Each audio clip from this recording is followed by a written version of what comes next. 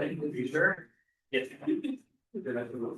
Okay, it is 6:38, I believe. Sorry for the delay. We had to wait for a member. Please rise for the pledge of allegiance. Joe, would you lead us, please? I pledge allegiance to the flag of the United States of America and to the republic for which it stands, one nation, under God, indivisible, with liberty and justice for all. Thank you. This is a special meeting, dealing specifically with budgets and warnings. First on the agenda is the general fund budget. Brandon, take it away. All right, so we've got agenda item 3. Can I hit A through B all in one? Just go right through them all? 50, I guess. Okay. Can we make sure the people online are here, yes? Yes. Thank you, Joe. You want to do the honors? Hello, everybody online. Can you hear us? Yeah, we can hear you. Okay, we can hear you too. Thank you, Nate. I can hear you. So in total, we decreased our cumulative request to the voters by $215,778. In the general fund, this included reduction budgets for shared services, including office supplies, postage, equipment, software, technology, training, land record supplies, transfers to town clerk reserves, transfers to the reappraisal reserve, and eliminated the land use assistant position, and reduced fire truck repairs. In the library, we reduced office supplies, trustee expenditures, library programs, and library media. In the highway fund, we reduced supplies, parts, and equipment, non-vehicle repairs, paving, salt, gravel, and chloride.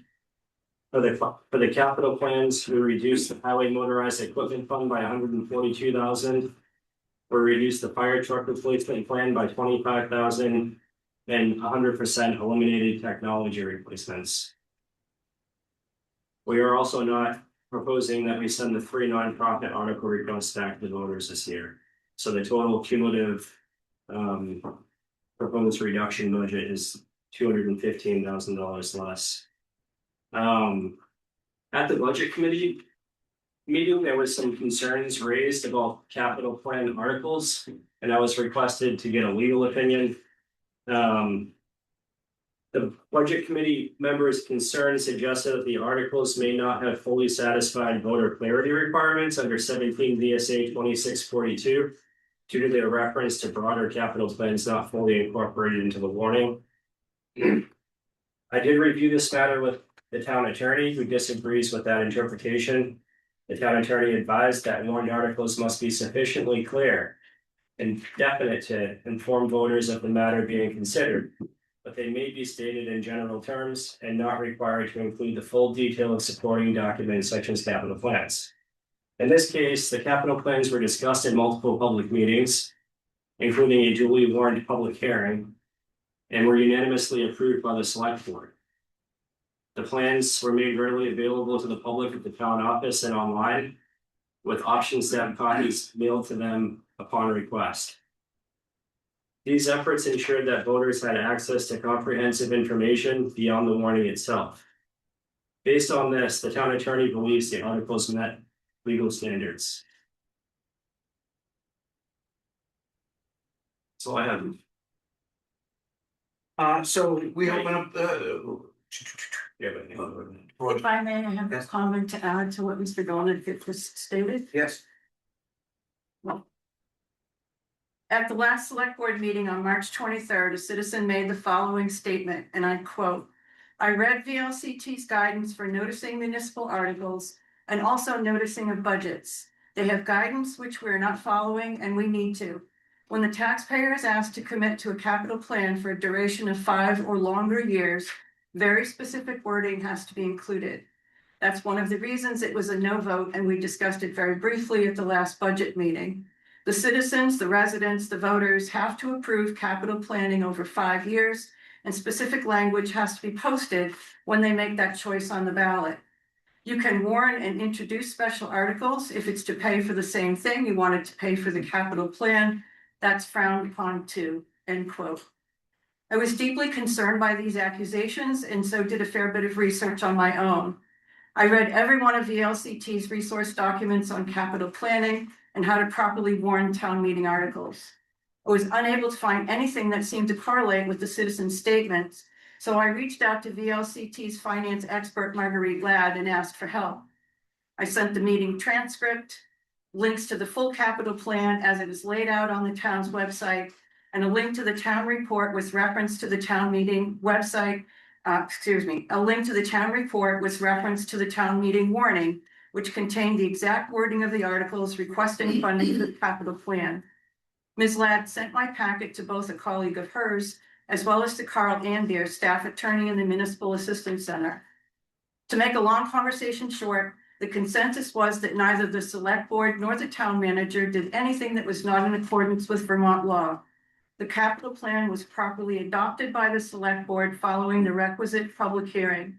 The articles on the town meeting warning were correctly worded. In short, no errors were committed and the accusations are incorrect. If this board was seeking to borrow money with which to fund the capital plan, the articles would have been different, but we were not looking to borrow money. The fact that the board adopted a capital plan that extends for 20 years in no way binds the voters for funding said plan every year for the next 20 years, nor did the town meeting articles state that. We only asked to raise funds for the first year of the plan through taxation. I suspect that the articles failed not because of some perceived wrongdoing on the part of the board, but rather the 24% increase in the tax bill that would have resulted from their passage. That, taken with the 16% increase in the school budget, makes it fairly obvious that it wasn't going to happen. I've made it a point to make this statement because in these chaotic times, the last thing I want is for our residents to lose faith in or mistrust this board. I want the voters to know that we will always do our best to follow the laws in performance of our elected function and have every faith in the abilities of our town manager. Thank you. Thank you, DeForest. So Brandon, where do you want to go next on general fund? Do you want to get right into the general fund itself for discussions specifically, or? I think we can take it fund by fund, A, B, C, D. That's what I mean, so we want to go right into the general fund now. Yep. Okay, you needing that discussion? You gonna kick us off on that? I'm here for any questions. Okay. Any questions on the general fund?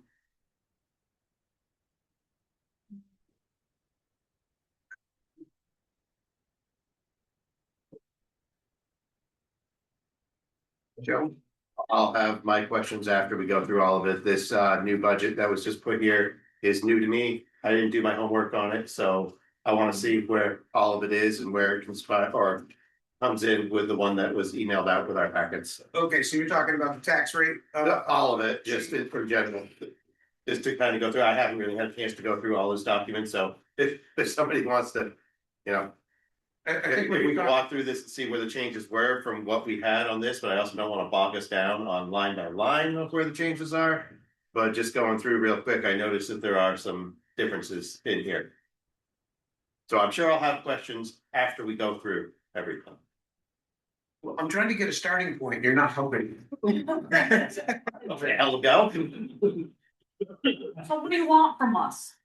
You want us to tell you what we think? Okay, so I think what Joe's talking about is the We just got a new revised one today. estimated tax Yeah. rate sheet. Yeah. I'm talking about the whole The whole budget, packet. was the whole just- budget, this whole thing right here. So it's the same thing, Joe. The only difference is we have two columns that show the difference between the initial proposed budget and the revised budget. In the right hand most So column, none of the actual numbers of the budgets have changed. you know, not from what I sent you. So it's just. So what I look, okay, There's because a difference. when I'm looking at the one that was emailed out to us, right off the top proposed shared services budget. In the original packet, it was under revenues, it was 1,140.97 Now it's 2,050. I think you must have printed out the original proposed budget that was sent to them. Yeah, in the email that was sent out to us. So it was sent to the voters back in March. No, this was off of the email. The packet that you just sent I us. see. Yeah,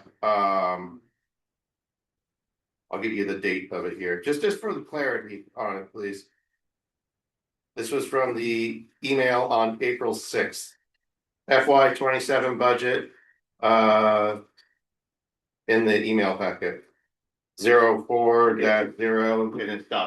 because it won't open up. So when you go to the shared services budget. And you compare it to you. Do they total the same? Because what I'm saying is. No, they don't. No, Exactly what I just said to you, well, $8,000 for. Office supplies, 6,500 for postage, 1,500. For equipment. $9,793 for telephone and internet. 25,000 for IT services, 2,150. Software expenses. here, let me show you what I have, so we'll probably clarify this. So this was the one from the email, and that's the one that you have there. And that right there is the number that I wrote, when they put it on. So this is your original budget, Okay. and these are the adjustments. And basically what I added was a right in most column to show you the differences between the revised and the budget. So you're gonna see the actual differences in the right hand column. It's more. Okay, yeah, I got you now, and I thank you for the clarification on that.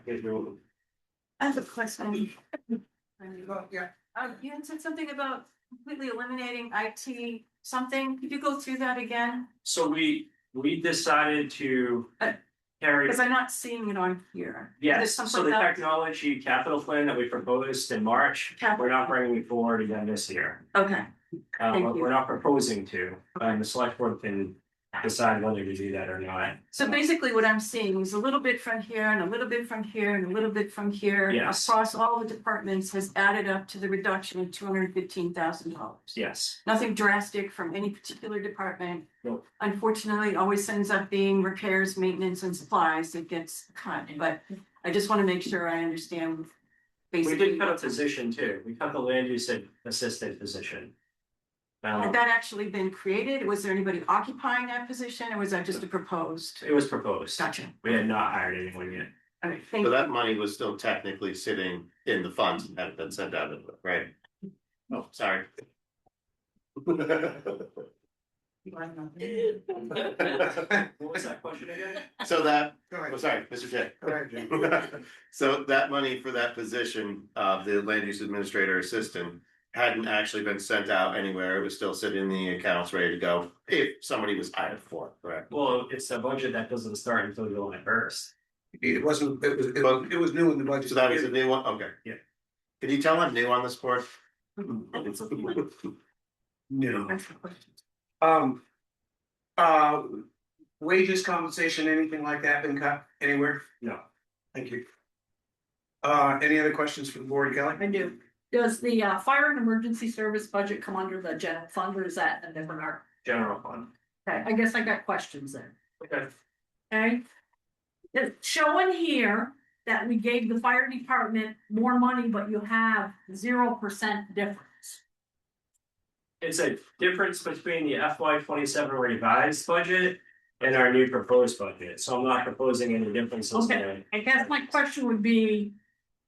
If there's stipends, the voters voted on $80,000, okay? Why are they getting a 3.5% pay increase on stipends? So all stipend positions in the town have historically received the cost of living adjustment. I don't know why we would single out. Don't go there. The board has never seen a raise in their stipend. With the exception, so I don't set the select board pay. By statute, the select board sets the town manager compensation and then the town manager sets all compensation from that point forward. So when we give them money, more money. I just, to me, I gotta look at my book here. My town report book shows them at 3.5% pay increase just for the firefighters, the officers, the chief, the deputy chief, the assistant fire chief, the captains. Nothing for any of the other people who get the other 40,000. Okay, nothing, Well, 1 second. unless that's somewhere where I can't see it. Are you proposing that there should be something there? I just, So there is, it's the top, if you look all the way at the top, you'll see firefighter stipends, 40,000. for $1,400, they have to split $1,400. 40,000 times 3.5% is $1,400. Okay. Are you proposing a higher? I'm just asking because I didn't fully understand why stipends will get a 3.5% pay increase, number one. Only because the reason why I'm stating that is because if you go down a little further on the page, we pay as taxpayers FICA, CCC tax, workers' compensation and unemployment, which equals $15,732. Yep. So on top of the 80,000, we're now paying 3.5 on the 80,000, plus we pay the 15,737. So they're almost getting 100,000. No. Those are payroll taxes, workers' compensation, and required payments that the town. Well, I know what makes. they are. Those payments don't go to the firefighters.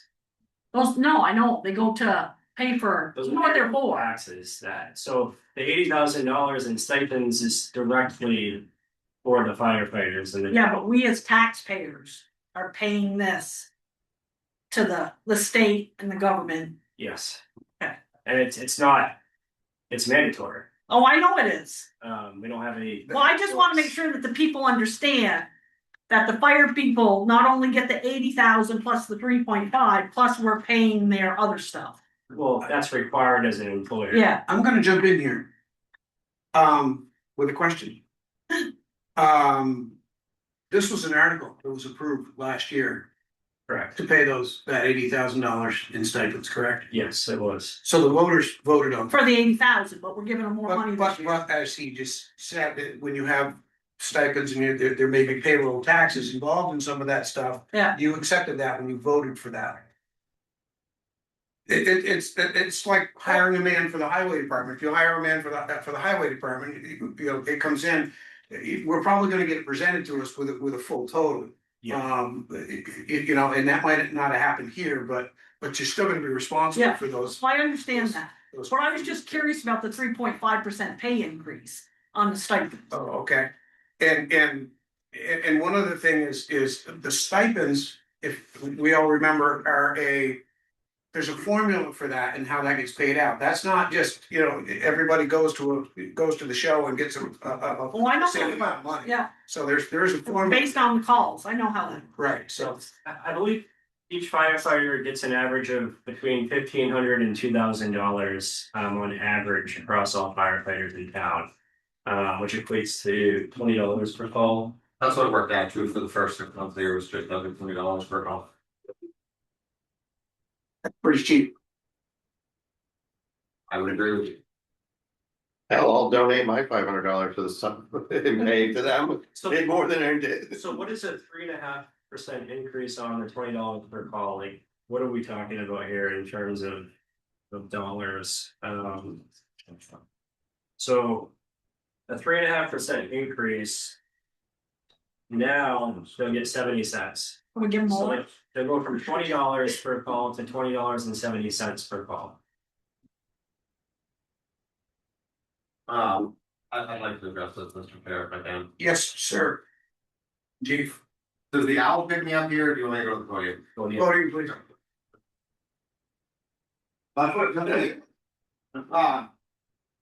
I did make a statement at the budget committee meeting last week. I'll make a more brief, similar statement here. $80,000 was the starting line, not the finish line. That's how I do it. We spent thousands of hours between trainings and calls and all these things. And I believe that firefighters in town should be fairly compensated. The reason for a stipend a year ago was it was a fixed number that the taxpayers could count on. It made budgeting easy. It will allow us to collect data for a few years to really understand how those hours are affected, how that pay works out per hour. But it's the starting line for me. The other thing I would say is it was not a requirement to go to the voters. The board that was sitting here at that time felt that the voters should have a say in that. But that doesn't mean that it has to go back to the voters every time you want to make a change. It was overwhelmingly supported. And I think that was the message that the board was looking for, was does the town want this or not? But I do want to go on record that I want to lead in a forward direction, and that I will be looking for increases as time goes on to make sure that people are fairly compensated for their time. Chief. Ellie, you all set or? Yeah, and those were just questions people brought to me. That Okay. couldn't make the meetings. Okay. I was just gonna, I made sure I said. I'm okay with the 3.5% stipend increase, personally, as a board member. Rika? Joe? Absolutely. Forrest? Absolutely. Kelly? And how about the audience? How do you all feel about 3.5% increase in the stipends? I think what was it, $1,400, $1,500? Yeah. Well. Everybody good with that? A total of 2,800. Yeah, that was. Yes, that's correct. The way it's split up, I don't want it to be deceiving. Yeah, I wanna make sure that people understand, yeah. Could we keep the talk in the room down and just raise your hands and I'll. Thank you, Sophia. It's just, it's the least we can do. Oh, absolutely. It is the least, because we probably should be more. Mr. Chair, If you want to address it, My comment is just it's too little. thank you. I think there's some comments or questions coming in online, or? Yeah, thank you. Go ahead, Patience. Could the budget documents being discussed be presented on Zoom to allow virtual participants to have the same information as the in-person participants? Could you post the link to the select board packet where the budgets are online, please?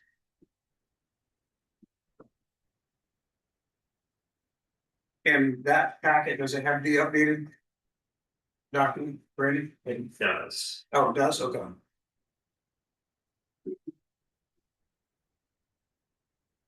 Or While that's happening, I wonder if we could hear from both the highway department and the fire department, and I just want to hear how they feel about these revised budgets, if they're okay. who would like to go first?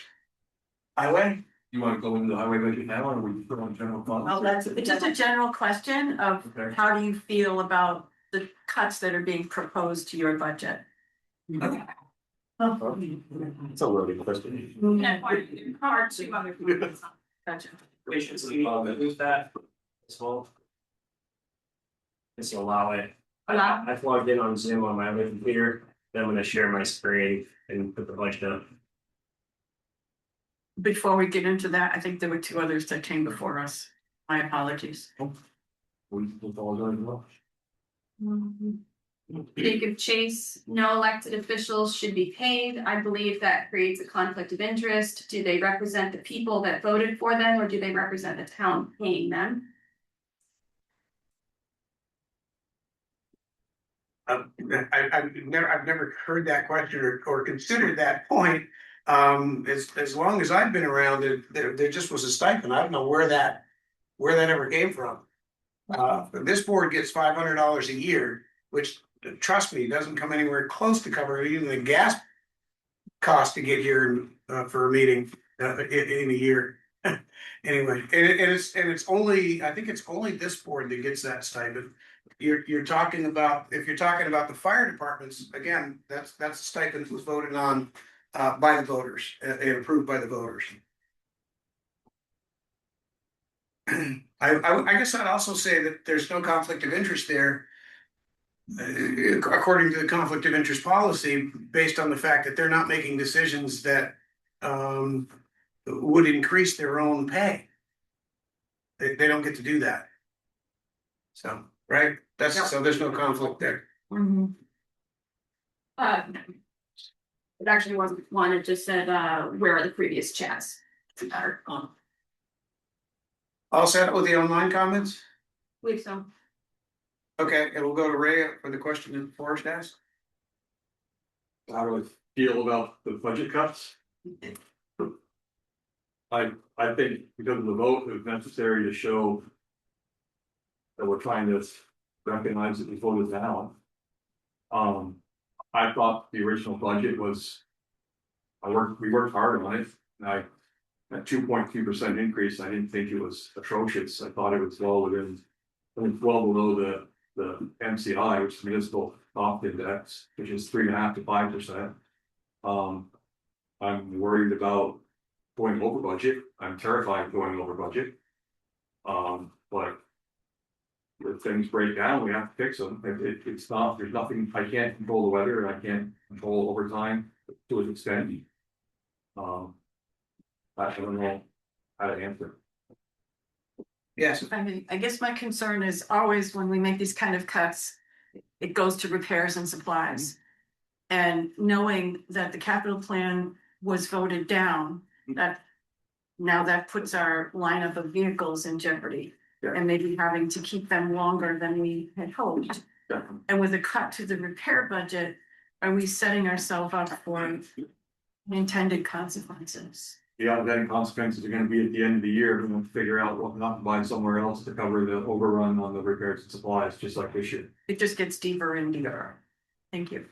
I have a question, Rick, and I think Joe's got his hand gonna come up too. How much was cut from your budget? Just under 10,000. Just under 10,000. And Right, Brandon? $9,250. Thank you. okay. All right, so We got chloride. A little bit of ground, a little bit of paving. I just wanted to get a grasp on how big the number was. Because we do have funds sitting in other places that we can get our hands on if we have to, so that we don't end the year in a deficit. And start the following year with a deficit reduction. In other words, you're in the hole coming out, you don't wanna do that. Anytime a vehicle gets older in the fleet, like this winter, the 2012 lost third plow season. 30% roughly. Yeah. Luckily you had a spare truck, but that means the other trucks are plowing more. So you're now taxing the 2016 and those maintenance costs are going up. It isn't like you don't just plow the route because the truck broke down. Everybody works a little bit longer, helps out, backfills. Then you have two trucks break down and it just keeps snowballing. That's what we're trying to get rid of by rotating trucks and. Yeah, there's some other unintended consequences that happen when we do these things. Joe, you were next. Yeah, that vote for the highway budget, it didn't go down by very much, right? But it did go down. Yeah, it did go down, but it was close. Right. So I would say that the general feeling from a good chunk of the people, because it was very, very close, is that the highway budget was very good through. I mean, everybody can say that the highway department does a great job through here. And I think, I know I'm speaking for myself and a lot of residents, we want to make sure that you have enough to be able to do what needs to be done and get everything going. So are these cuts something that absolutely has to come out of the budget, or can it continue as it I was? will just reiterate the thing I did at the budget committee meeting. I want people to understand that they voted no, and we heard them, and we're making an attempt to tighten up, just like every other department was asked to do the same. We were all asked to reduce our budgets, and that's what we did. If I reduce mine, it helps reduce the overall budget townwide. So I worry that coming. Oh, I'd love to have the same budget. I'd like to have the opportunity to increase fuel now that I know fuel's through the roof. Maybe it'll go down. I don't know, but I think I'm worried about the budget not passing again because they're gonna say you didn't change anything. What the hell? Pardon my language, but Point taken. Yeah. that's how I feel. And I understand everybody's concern. I'm very concerned too. I was concerned at 2.2%, honestly. I'm really concerned at 1.4, but that's what. I hear you, and I do thank you and everybody in the highway department for what you guys do. John, Are we talking about highway budget now? we seem to be working around a little bit, that's okay. Okay, so two questions, one comment. One, votes are affirmative or negative. There's no close, doesn't matter. So I appreciate what Ray's trying, the point Ray's trying to make. But you just mentioned when the budget goes, the highway budget goes over budget, we can use existing funds to offset those deficits, is that correct?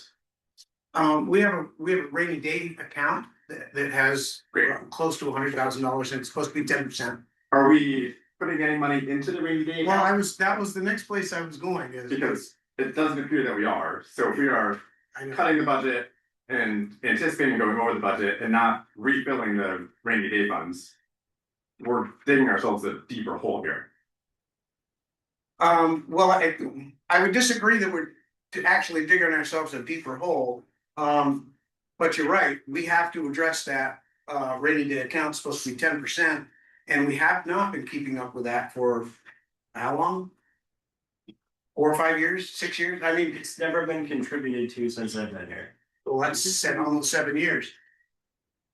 You know, so, yeah, that's an issue, I do agree, that's an issue, Joe. And that's what we're working with there, like when we. Like Ray was saying, we were concerned about the 2.2% increase. And to John's point, if we do rely on that rainy day fund and deplete it over time by offsetting the budgets with the rainy day fund, we're gonna get ourselves a hole. My thought on the end of what I said was, if we're gonna start using that thing, we're gonna have to start putting money in that thing. Yep. You know, so I don't think we've used it much, if at all, Ray. I can't speak for all budgets, but in the highway budget, we are very weather dependent on what we spend. So there might be a year where you have a bunch of money, 100,000, whatever, left over in the budget you didn't spend on overtime, salt, whatever. There has been.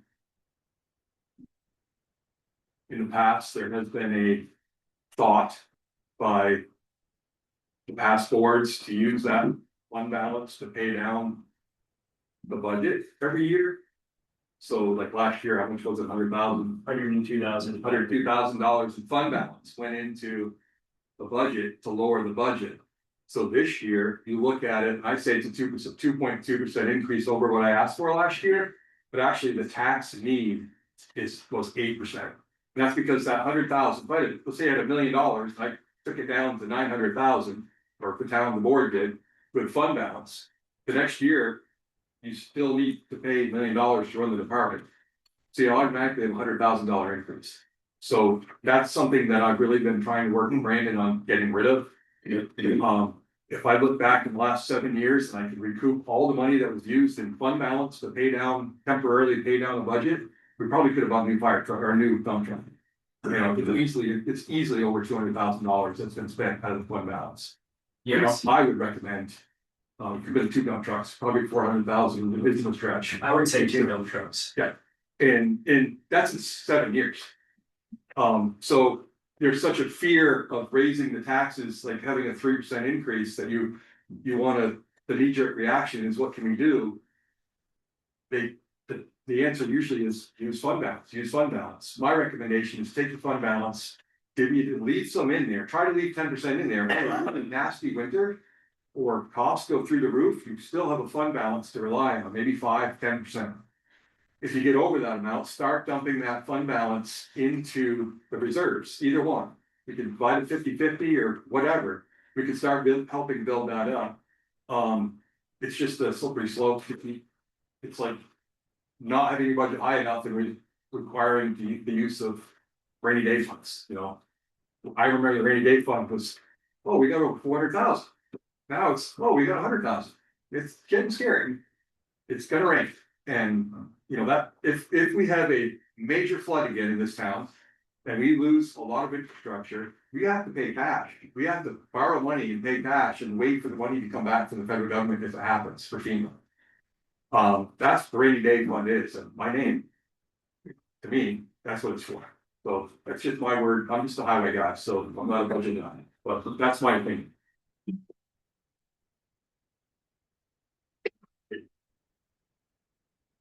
Anybody else? There is a comment. Okay, go ahead. Lawrence Turner, fund the highway budget. If anything, we just need to account for the higher cost of fuels so that we don't tie raisins.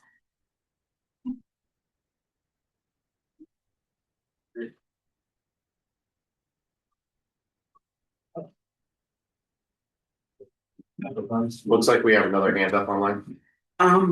Well, I was gonna ask the people in the crowd if there's anybody that has anything what do you feel about these budget changes, these budget numbers?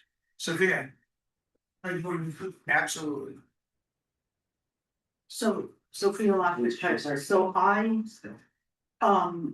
obviously think that we should fund the whole thing, but I also agree with Ray, it was voted down, so there we are, but at some point.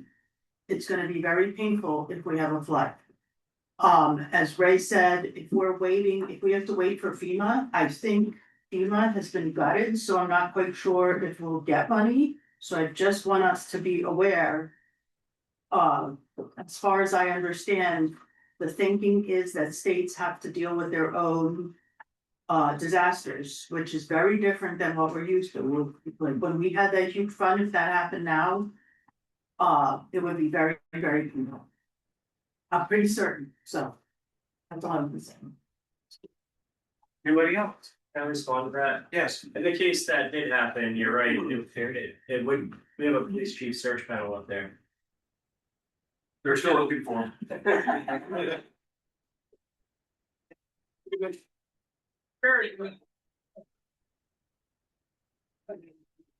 One more percent to his budget.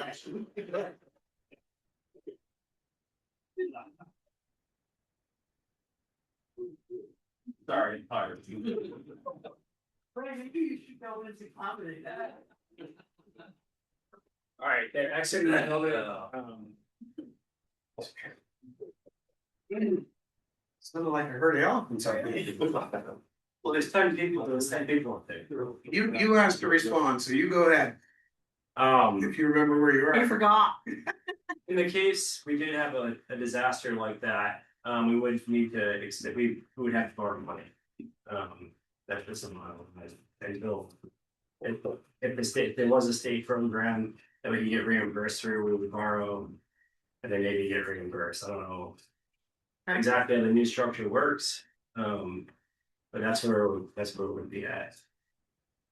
Of course. And yet we were in a position following Tropical Storm Irene where we paid cash for everything. We were financially comfortable enough that we were able to pay cash for all of the repairs that resulted from that disaster, unlike many of our peers around the state who are still waiting for reimbursement from FEMA. So I would hate to see us get back into a situation where, well, apparently we're already in that situation. If that should happen again tomorrow, we're going to have to borrow money. And I would prefer that we were where we were 11 years ago when Irene. Me too. Just to clarify, we are not using fund balance in this budget. No. Yes, we are. Where does that show? In the highway department budget, use of fund balance, revenues. Where do I find that? Are you on the first page of the highway fund budget? I was still stuck on rainy days that one. If you look. If you look right here. There's a line called use of fund balance. Wait a minute, let me get to the same What's page. the last page? Use of fund balance. Under review. It's a slide there. It's right there. So we're using $44,058. Yeah, and part of the reason why you see, if you look at FY 26, we raised 999,000 in tax revenue. But in FY 27, it's 1,085,000. We reduced it down to 1,075,000. But we used 102,500 in fund balance, and we're only using 44,000 in fund balance this year. So you have to make up that gap in tax revenue because you no longer have that amount of fund balance to use this year. So 60,000 immediately increased tax revenue. So why are we doing that when we just got through saying that we didn't want to do that? Mr. Staples, sorry. So we've been gradually reducing it. And if we took that 44,000 out, it would increase taxes and the budget just got voted down. So we can't bring a budget that's higher than the budget that we originally could. We're trying to wean ourselves off of it. So to go from 150 to negative that's a huge increase in taxes in 1 year. So we went down to the 44. We did try to add, we did have a discussion about adding another 5 to that. And we eliminated that, so now we're at the $9,000 reduction in my categories. But next year I would hope it's 0. That's my goal, that's what we've been trying to do for the last 7 years, but we have. influences outside of what we can control that are so focused on the tax need that they latch on to that fund balance. And then the other side of that is, well, if you get a fund balance, lower your budget. You shouldn't have a fund balance. And again, I'm weather oriented in our department. It's not like I'm paying utilities and I know exactly what we're gonna pay.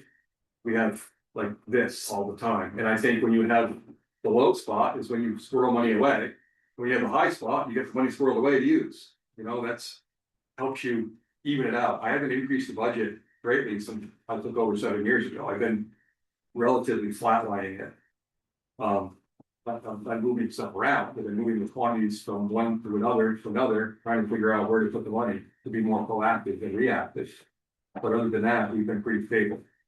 Other than the fund balance, that's the one thing that still hurts me, and Brandon and I have had multiple discussions, and we both agree, we're trying to get rid of it. So, I think this goes to Brandon. We're talking about using $44,058 in fund balance.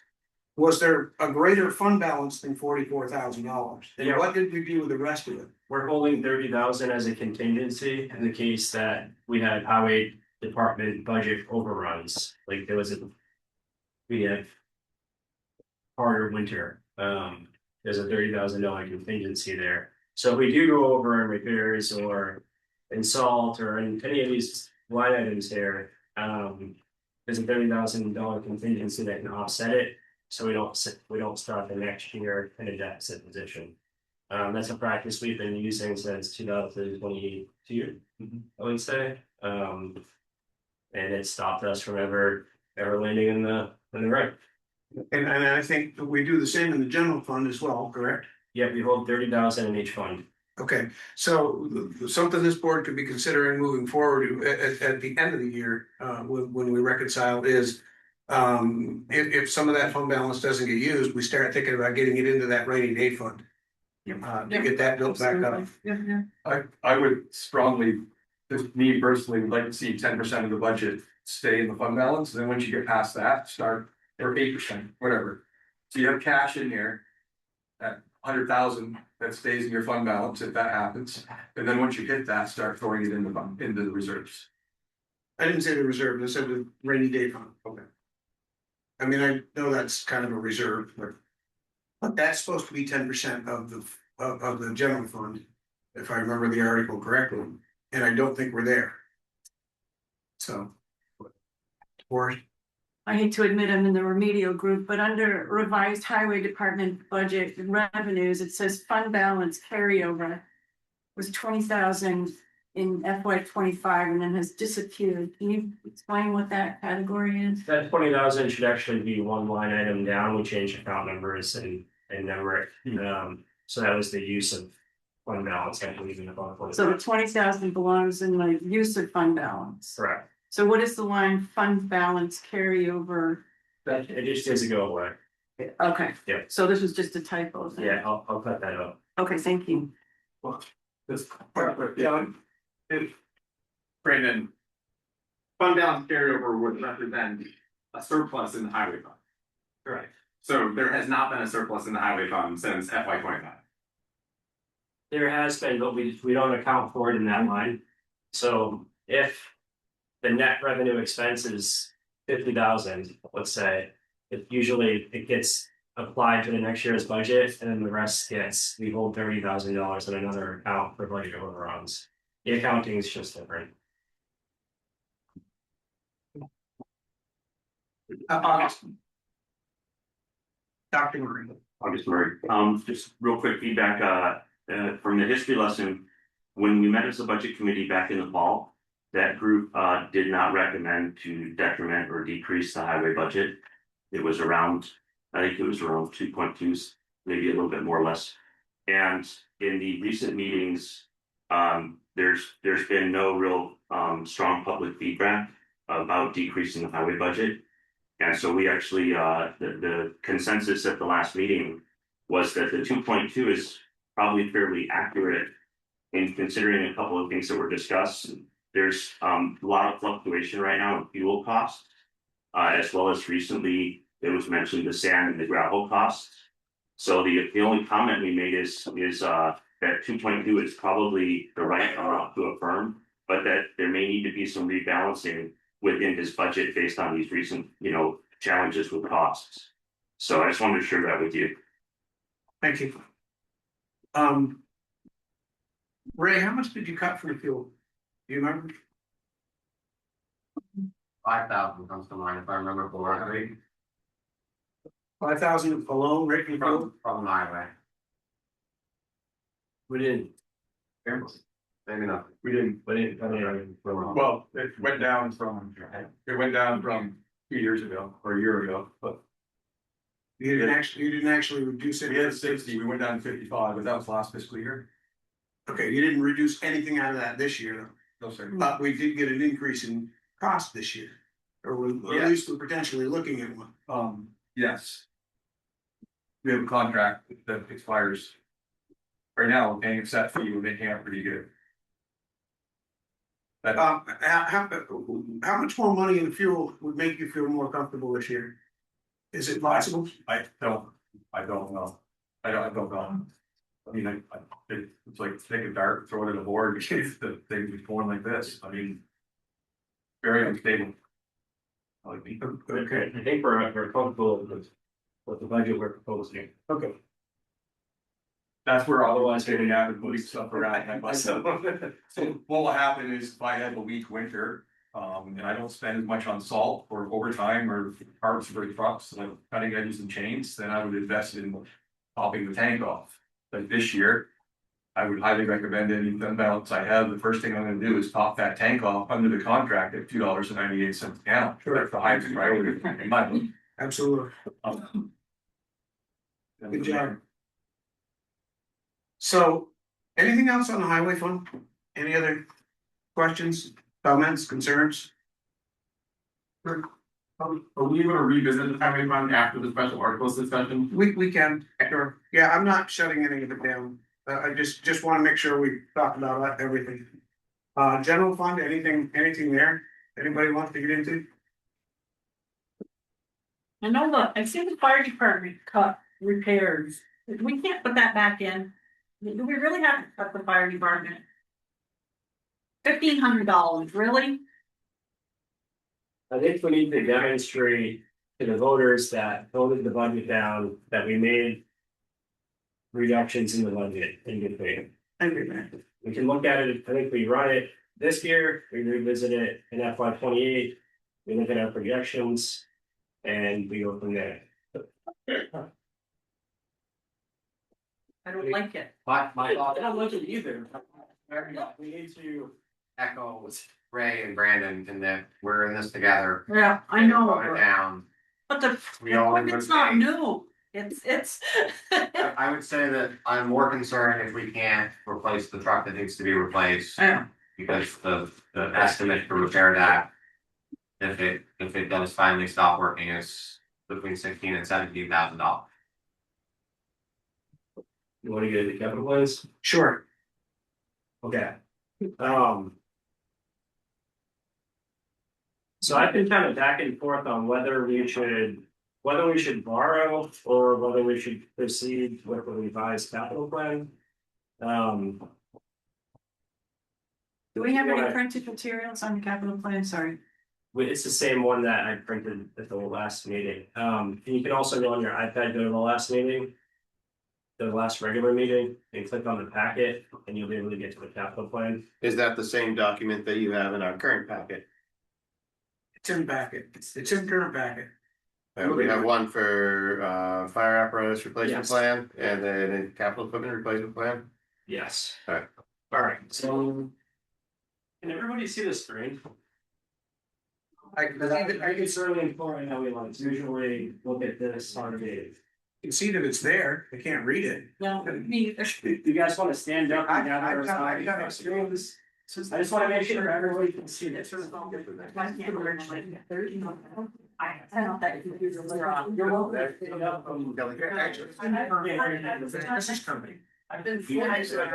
Oh, okay.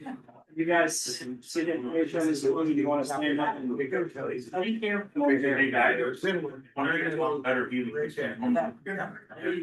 Alright, when they did on the fire truck loan. Okay. So we need to replace the fire truck in July. If we pay, if the capital plan is approved, we will pay $131,000 to replace this truck. If we borrow, which is what the town's done in the past, we will pay almost $30,000 more in interest payments to the bank. That's at current rates. If we go to the next loan, we're not just proposing a truck for next year, we have continued trucks that need to be replaced over time. So the next one will be $132,000. The reason we did this capital plan is to avoid interest. And we were trying to develop a mechanism where rather than paying the bank interest, the bank pays us interest on our reserve funds. So we were trying to obtain interest gains from the bank. This truck would cost us another $30,000 in interest. But truck 3 would cost us $100,000 in interest.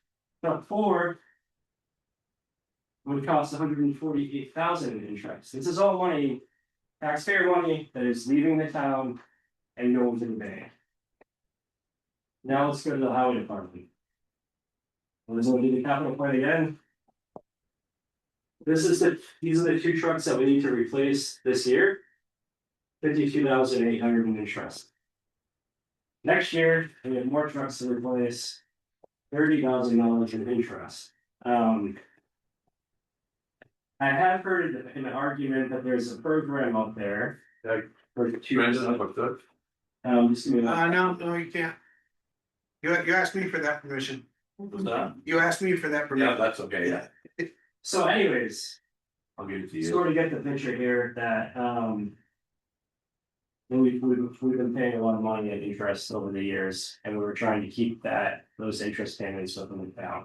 I heard an argument that we could pay 3 or 3% interest, is that right, William? I'll leave it to him. You, no, It's actually, he's asking it's you, you actually can go ahead. 2%. Okay, And, so if we change it to 2%, we'd still pay $20,000. Good. All right. And then on the second loan, let's change this to 2%. And I believe it's only up to 150,000. So we can't. We have over 450,000 in payments, so it only apply to the first 150,000. And let's change the numbers and just do 2%. It's still more money. yes. So Mr. Chair, there's a question online. Patience.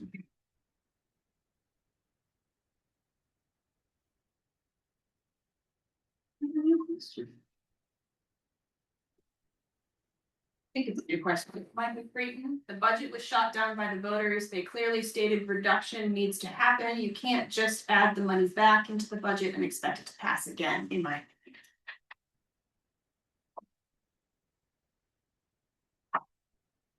Okay, where are we at now, Brandon?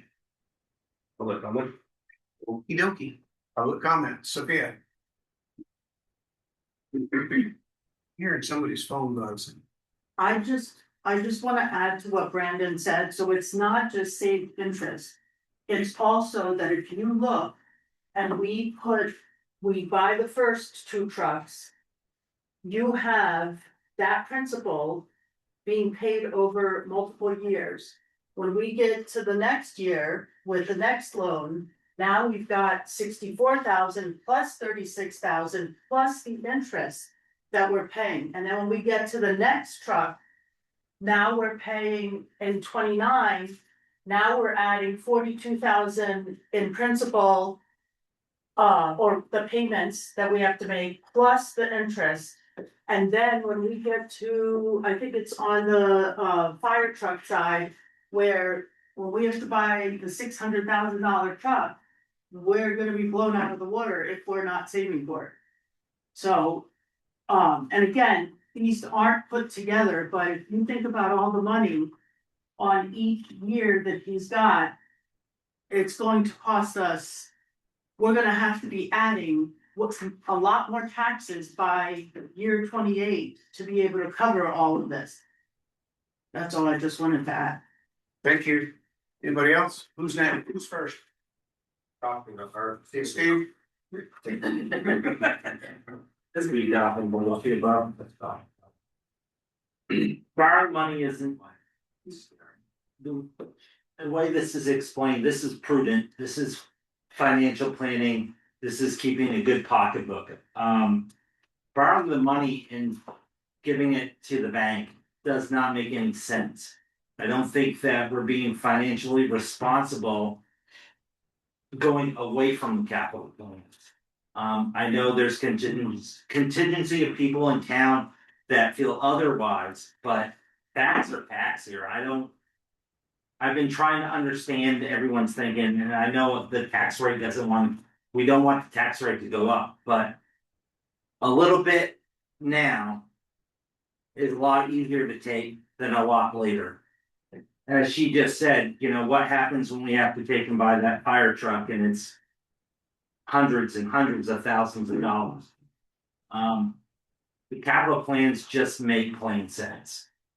I'm gonna add real quick to that, Stephen, that, capital plans, give you a much smoother ride. Yes. The borrowing and the interest and the fluctuations there and when you get a piece of machinery, is a roller coaster on your tax. That's where your tax rates are doing this constantly. Can I add one more thing? Yes, you may. As Ray and Chief Compo have said, they're trying to get ahead of repair costs as well. There are aging trucks, they cost more to take and replace. If we replace them sooner, they're on warranty. I don't know who here likes the feeling of their car going out of warranty, and then all of a sudden you're like, oh, I'm on the hook for all these repairs. Again, it makes financial sense to take and fund the capital plan. A little bit of pain now versus a lot later. Thank you. Joe? This is gonna be off the wall question from known for those here.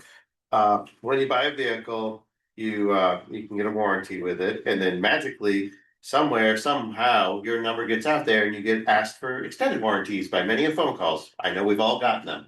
Are there such a thing for highway? I highly doubt it is for fire apparatus because it's so specialized. But are there extended warranties at all?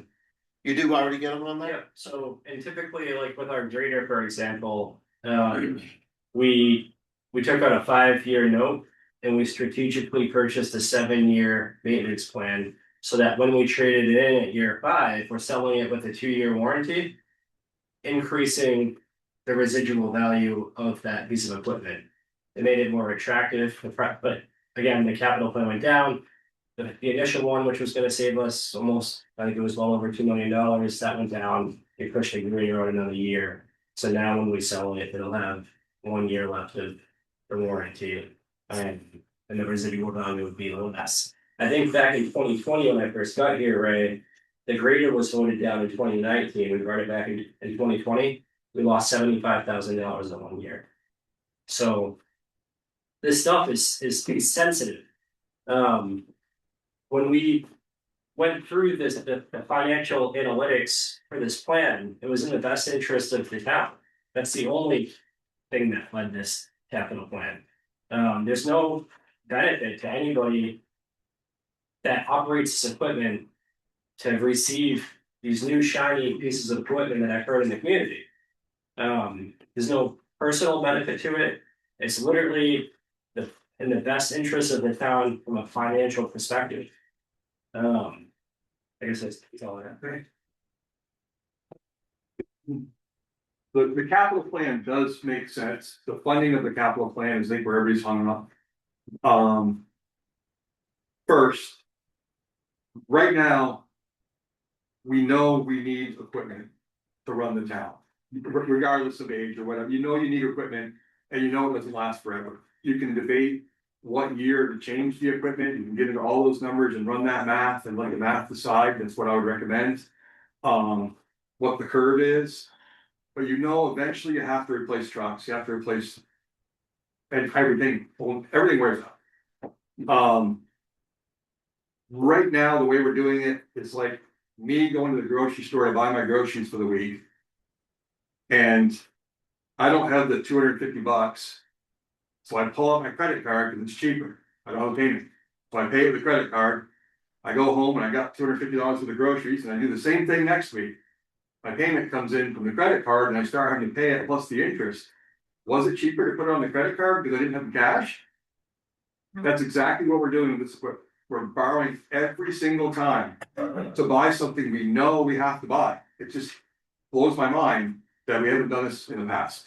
It just feels cheaper, it feels better. Like we vote yes to do a special article to buy a grader. It isn't in the budget, so you don't see the increase. The next year, you're gonna see a payment plus the interest. It's gonna jump. So you're gonna have a 2 or 3% jump in your tax rate for 5 years. God forbid you gotta buy another piece of equipment while you're still paying the first thing. And that instability that you're talking about, Ray, that's that blue line there. Exactly. So when you look at that blue line, that's borrowing, you end up with this Right. line that goes like this. I just want to clarify. This blue line, that doesn't happen. Okay, the tax rate doesn't go down. What happens is. I'm not gonna BS anybody, I'm trying to be honest. Let's say I have a $30,000 payment in my budget. Either you borrow something else and you have a $30,000 payment, or the first thing the board says is, what can we do with the $30,000 to offset taxes? So it stays in there. So if you keep doing that over and over and over again, it's not very transparent. It actually grows the budget greater. Correct. So you got a $30,000 truck payment, it goes away, it gets paid off. Does my budget drop 30,000? No, usually, if there's an increase in your budget because of cost, that 30,000 gets digested into that, or it goes to other departments and they use it to pay for their thing. That blue doesn't have, that just goes up. So I think the capital plan is way more transparent and people can see. Ray, how do other towns handle this? Do you talk to other departments? And I've talked to multiple different towns, some of them, like, I know one town nearby that does their trucks on 6-year rotation. Just the trucks, when it comes to their grader and other things like that, they still go through the whole process, either borrowing or they try to save up money. I'm not sure on that. It just seems like trucks are the foremost thing, you have so many of them and you buy so many of them. Would those towns be comparable in size and budget to Weathersfield? Right, yeah, and I know Springfield has a capital plan and it's budgeted and they very rarely borrow me. The trucks, they know. The second one, I can say we pay $200,000 for a truck. We keep it for 15 years. We have one right now, it's 15 years old. I know by looking at the invoices that the prices are jumping up. When we started talking this capital plan, I created an Excel sheet, and just recently I've been hounding the accountant, and he sent me all the invoices for the last 2.5 years, and I entered the data, just so I can compare all 4 trucks. The 2018 and the 2020 are hovering around $1,800 a year in repair costs. I'm not talking oil changes, I'm talking stuff broken. It's not like the 20 is still under warranty, 1 more year. But you go to year 7, year 8, it automatically jumps to between $9,000 and $10,000 a year. I rented every single, I spent hours entering every single invoice for the last 2.5 years. And it goes along like 1 to 5 years, 6 years, 7 years, and then 10 grand a year. Also, you're losing about $12,000 a year in value.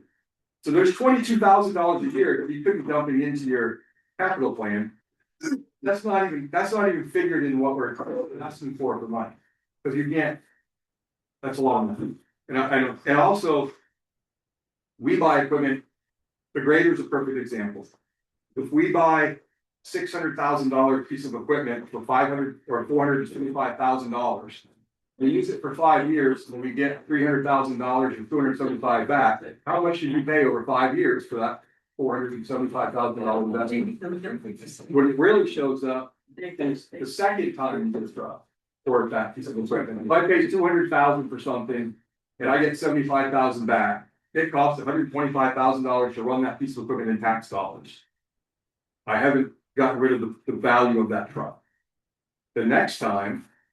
I'm doing the same cycle, I'm getting 75,000 for $125,000 tax output. So how much have I paid for that third truck? It just, Times itself. right, so there's a lot more to it than just saying. We can debate how long to keep a piece of equipment, but I think you should debate it. With your mind and not your heart. And realize that we are buying things at a pretty good discount. So if you're buying a $600,000 grader for $475,000. You already have value within that piece of equipment. If you piss it away. By waiting so longer because you think you're saving money because you're not buying a new piece of equipment. You're now paying $475,000 again in tax dollars instead of $200,000. That's $275,000 more plus all the maintenance for that machine. Sorry. Brandon, Yeah, I want to just comment on a couple of things that I heard online. One was that the capital plan is not, it's not as transparent as the way that the town has done it in the past. And I would argue that the capital plan is 100% more transparent because in the capital plan, we've laid out the equipment that needs to be replaced for the next 20 years.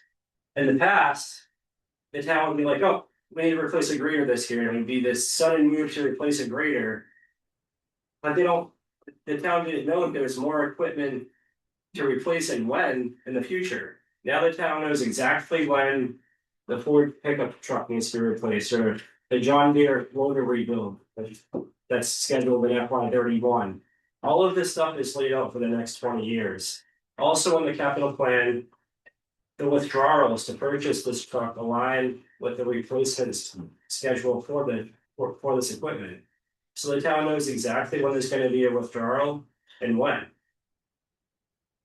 I'm gonna add something to that chief might want to speak to, and that was one of the previous departments jumped the previous plan and bought a truck at a rotation.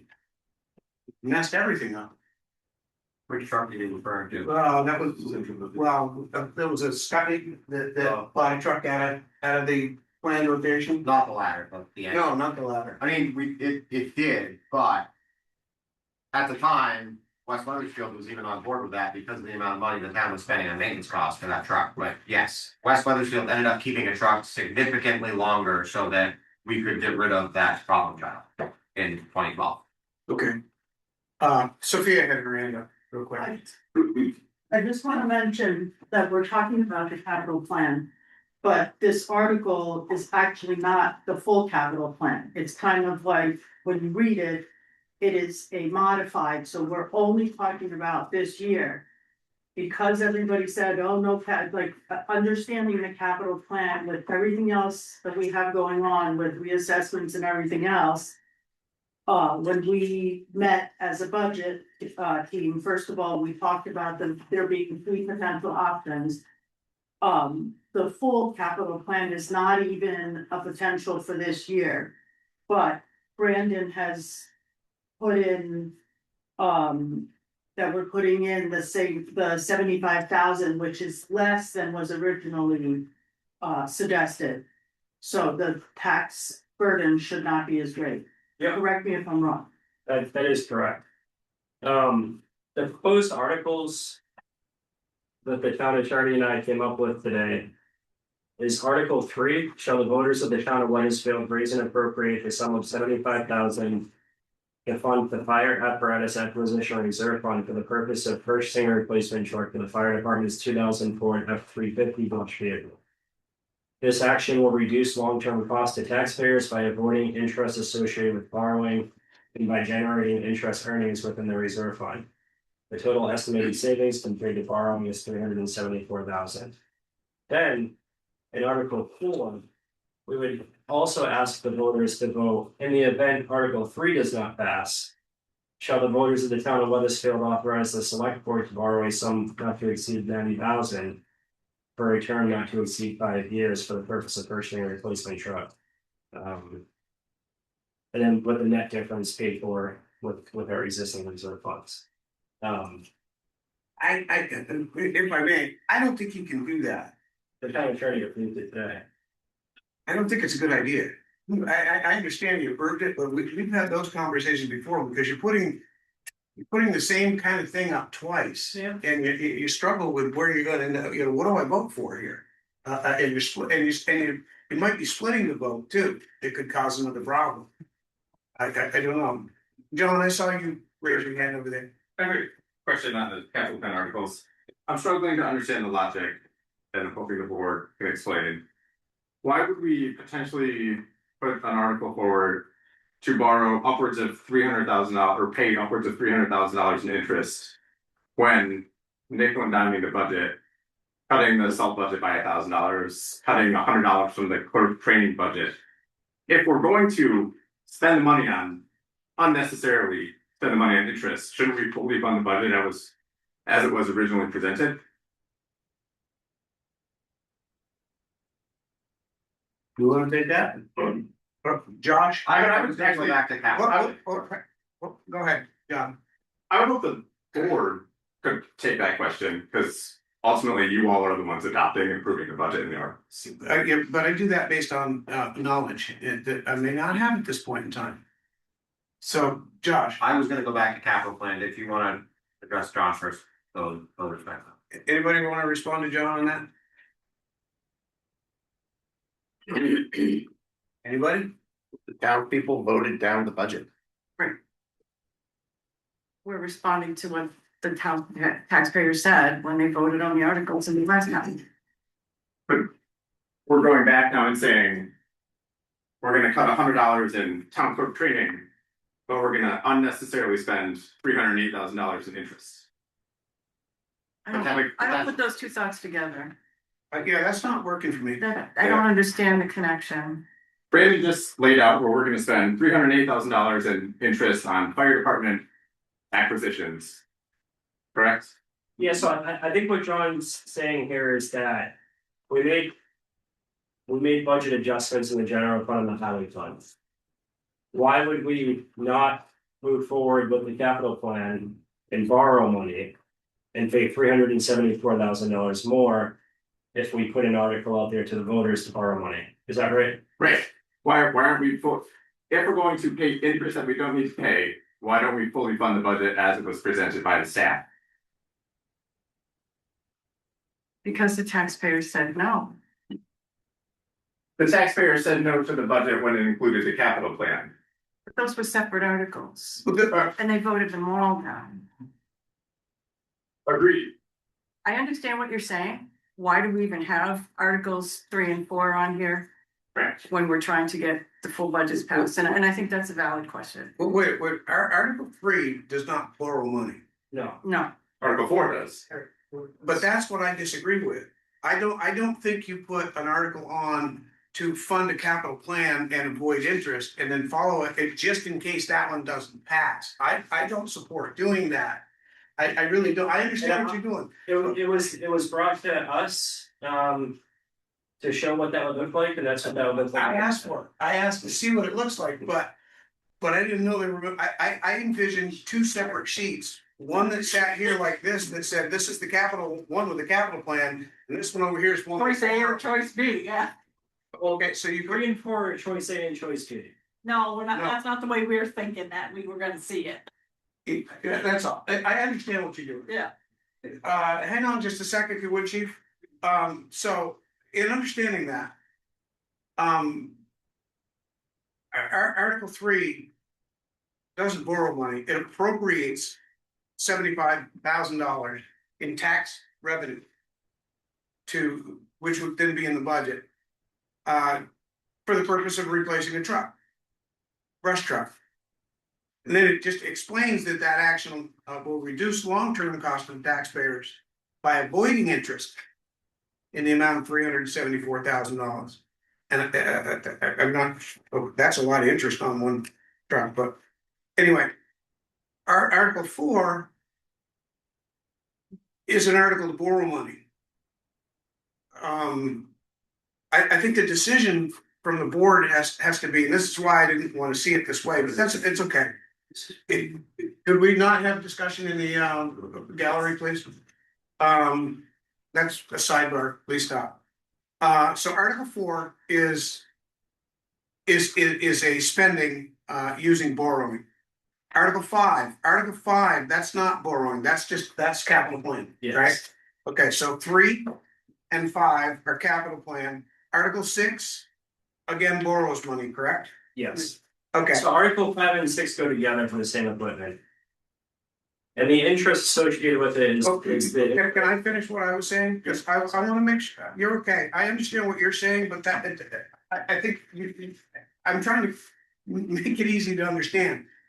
If this article, if we were to adopt these articles tonight, for me, if I'm in favor of capital planning, it's Article 1, Article 2, Article 3, and Article 5.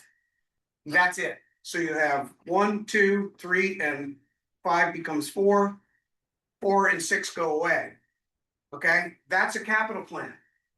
That's a warning for a capital plan. And that's what I meant about showing it on separate pieces of paper and making it very clear what the differences are. And then the other one would be Article 1, 2, 4, and 6, which would include the borrowing. And now you can look at the two sheets and say, these are the two, this is what this one does to the tax rate, this is what this one does to the tax rate. And you can compare from those two things what those difference in costs are. One of them is a bunch of money in interest. So even if it's less, you gotta really weigh out whether it's your best interest to do that. And I'm not sure that it is. So now, Chief. Mr. Chair. Board member has their hand up for a minute. Forrest, I'm sorry. I have a couple of comments and questions. Probably for me to second guess an attorney, I'm not going there, but I don't understand when you write something that says, in the event Article 3 does not pass, how is a voter gonna know that in the moment that they're in the booth trying to make a decision? so what, Is this what you're proposing for the warrant articles? so what, I'm the remedial group. so again, sorry. we're not, the select board doesn't vote on these until we're not requesting the select board vote on the warning until Monday. So this is a draft warning. But this is a draft warning that puts it, Article 4 says, in the event Article 3 does not pass, is this going in front of the voters? They're in the booth going, I don't know if Article 3 is not. Forrest, if I may, I would not support that. That's what I But is just, that what that's saying? but that's not what's going forward right now. Okay. All right, my other So question is, it wasn't what that was. Can I respond to that question? Yes, So the logic behind this was, if I was a voter in the booth and I voted for Article 3. In the event that Article 3 does not pass, like in the future, if a vote is taken and Article 3 doesn't pass, would that voter still allow us to purchase the equipment by borrowing to do so? That's what the intent was behind it. When the question came to me, I'm not saying it's the right way to do it. this looks an awful lot like a draft warrant article to me. It is. Draft warning, it is. and I don't understand how that wording. Would you vote for that the way it is? No. Neither would I. That's Because what I'm trying to tell I'm in the you. booth, I don't know whether Article 3 is gonna pass. Uh.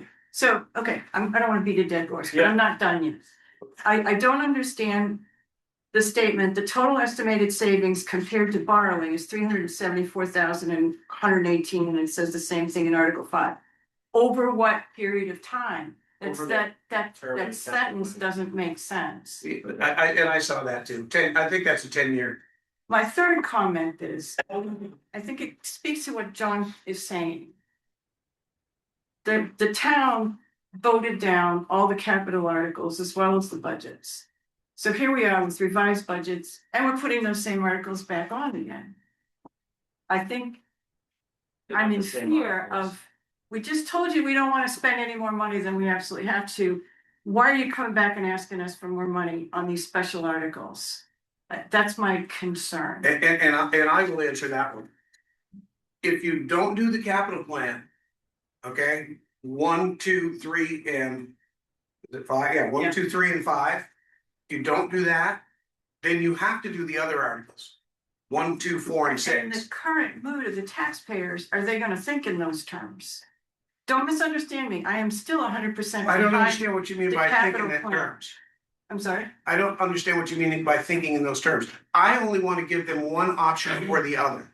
They either vote on the capital plan or they vote on borrowing. Gotcha. Understood. And I forgot what I was gonna say. Sorry. No, that's right. Joe? My Siri just got me.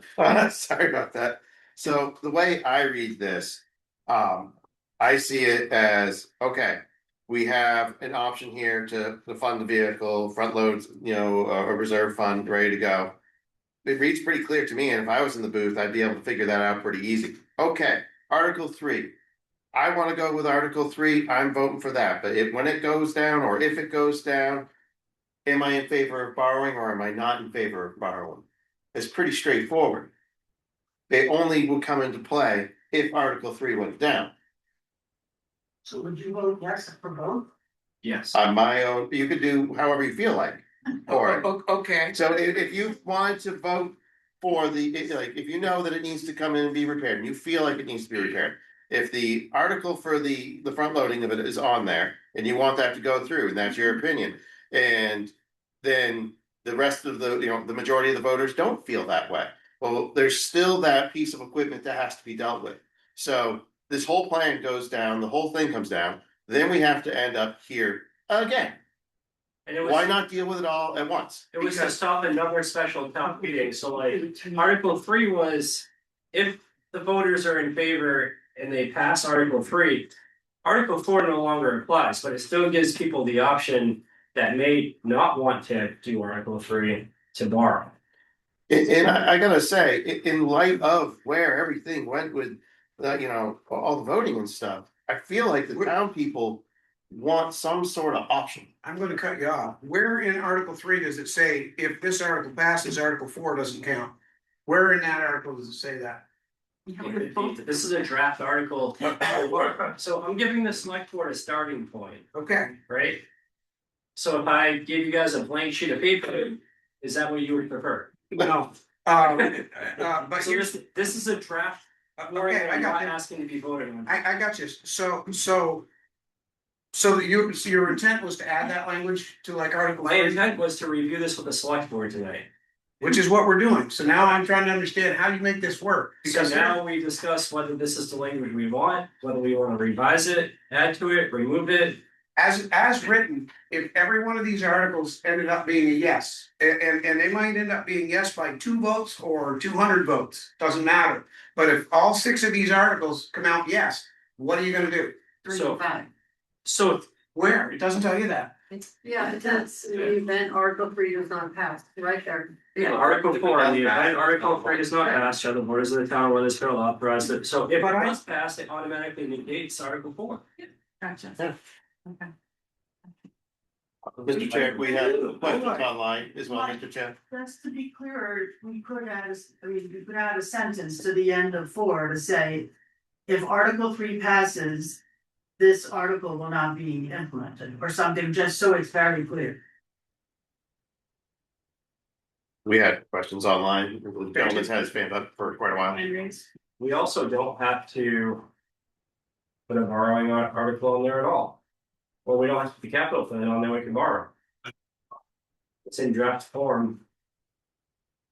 Been discussed today. You got Mr. McNaughton. Yeah, patience, go ahead. Or Oh, it's a Mr. hand McNaughton, Mr. McNaughton?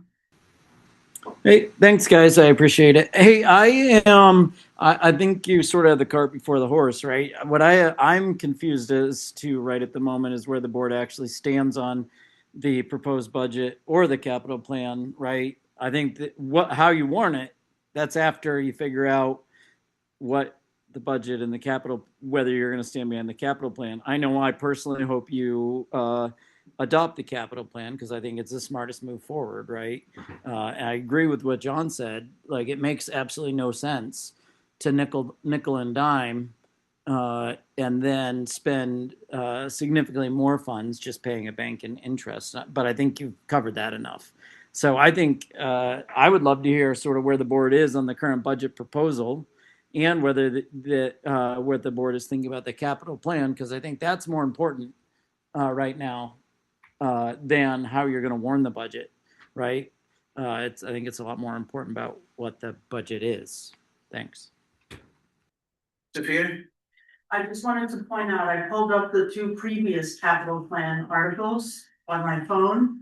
And we were originally going to allocate 292,000 to the highway fund.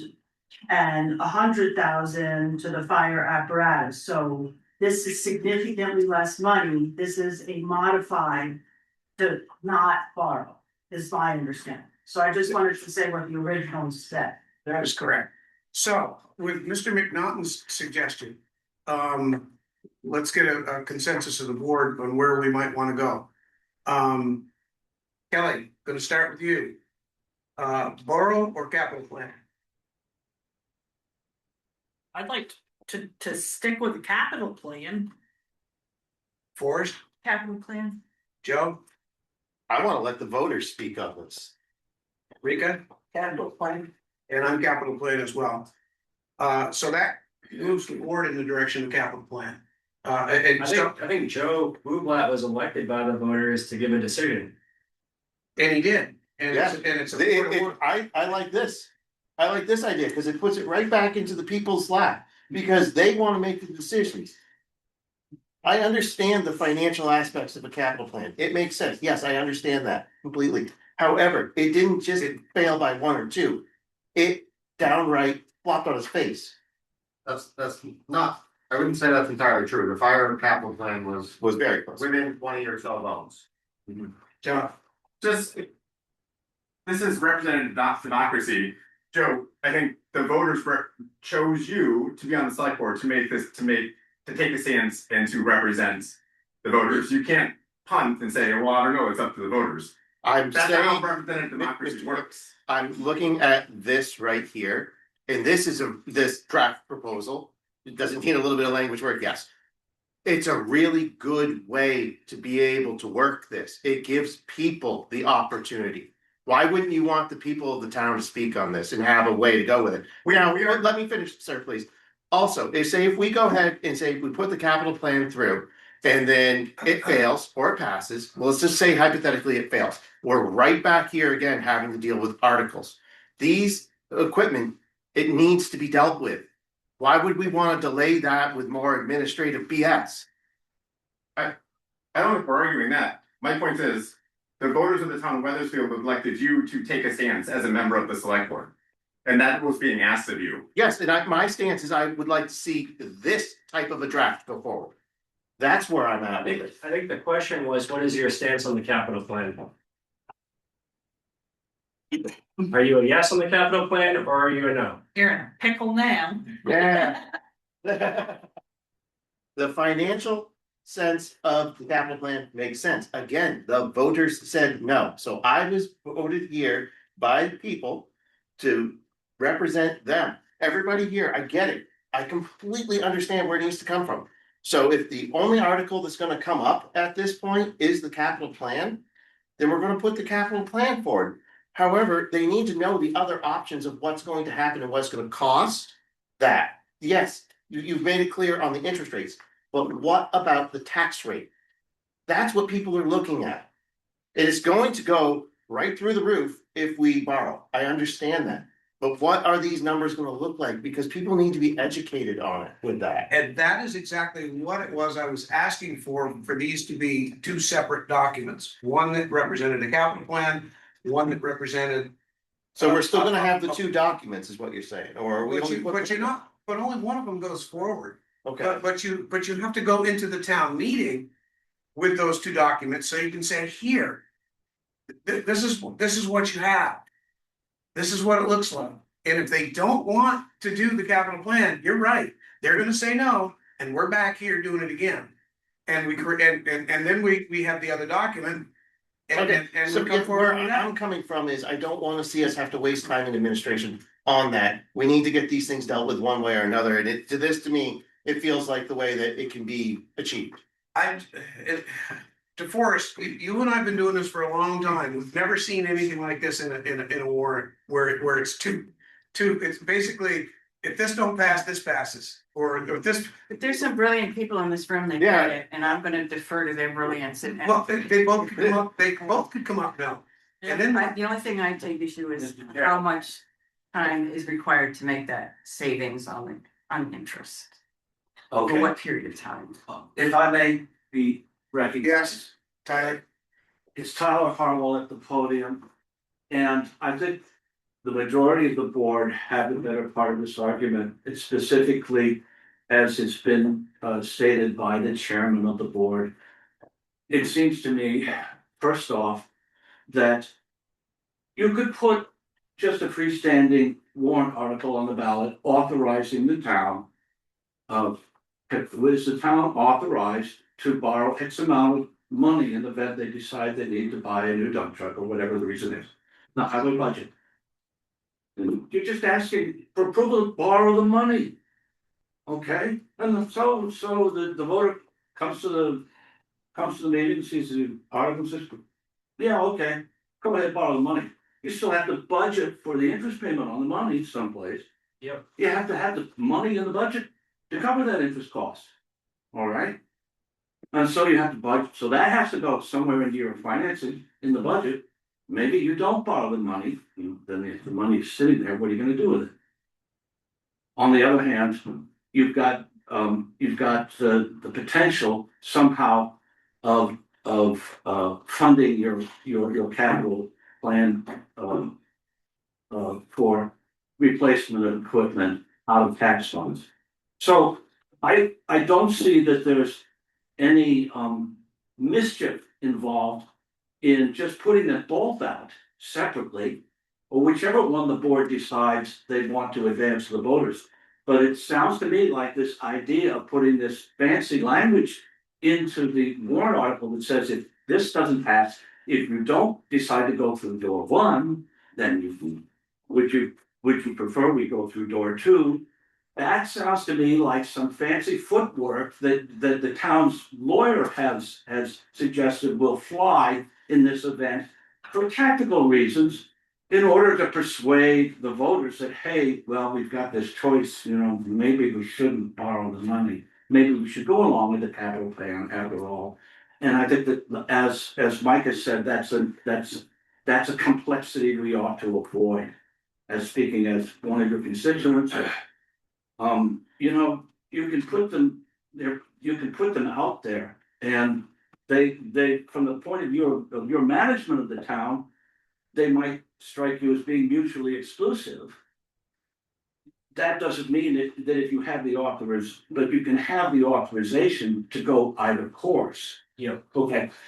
And so I would just untangle them that way, and then decide which ones you're going to favor. Are you gonna go the route of planning to finance a purchase in the coming year as needed for the highway department, or are you gonna have the capital plan?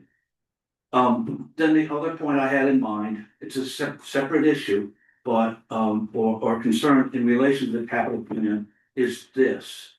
Okay, it doesn't have to do with how much money you're going to request from the voters. It has to do, well, yes, it does in a way, but I would ask this question. Have you given any consideration to how of the return that you're going to earn on the monies that you would lay away in this fashion? Yes. Is there some possibility that you might earn a better return than just putting it in the same banks that you would otherwise borrow from? I see. Because we know that banks that are in the business of buying money low and selling it. So how are they gonna give us a good return? Versus maybe a mutual fund or some other lawful investment that's the towns are entitled to make under the money. That's all that's. I based it on a 3.5% return, but we could absolutely look at different areas that we could invest it and get a higher percent return. And the treasurer typically does do that. He looks at the money that we have in our reserve funds and he tries to figure out the best way to maybe put it into a CD. And then that pulls out the possibility that might then help you to reduce the amount of the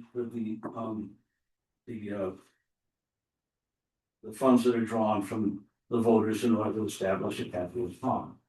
That makes sense. so, Articles 3 and 5. Specific. Yeah. His arm's going to sleep. Yeah, you're gonna have to wait. Moment. Articles 3 and 5. 75,000 and 150,000 for a total of $225,000 this year. Okay? If you go into borrowing, you're borrowing 310,000 on those other two articles. Those hit you next year plus interest. That's the difference. For the next 5 years. Well, yeah, Just one year. yeah, exactly. Yeah, I'm sorry, because you're doing 225,000 this year, but you're borrowing. When are you gonna borrow the 220? When are you gonna borrow the 90? Doesn't say that in here. That. You see what I'm saying? I mean. But the payment typically hits you in the next year. Right, but So then when we come to the table in November with budgets, where are we in an inflated budget to accommodate those payments? that's correct. Plus Make- interest. Making Plus it interest. harder to have even a flat budget. You just, when you said that, Mike, something Wait, just clicked in my mind. Another comment that I heard online, and I did be so caught up online, that I've been trying to communicate on social media, which we're gonna start communicating a lot more on front porch forum and through the town's social media. But one of the questions or one of the statements was that if we approve the capital plan, it commits us for X amount of time. But when you approve this loan, it commits you for the term of the loan. Mhm. So you're either gonna commit to a capital plan where you're not gonna pay interest and you're gonna get paid interest, or you're gonna commit to a loan where you're gonna pay interest and not pay interest. So either one is a commitment. What is the best financial commitment for the town? Steven. All right, sorry. No, it was raised, yeah. What's the focus, raise your way? I'm blaming on Ray. Okay, I wanna reference what Brandon was just talking about. I wade into the swamp that is Facebook daily on the pages, the politics page. The most thoughtful discussion I've seen yet on all of this was on the capital plan. When discussions, people started realizing the interest tables and things, it started to click. Brandon spent a boatload of time on there trying to explain everything, and I thought he did a hell of a job if you read any of that. Kudos to him.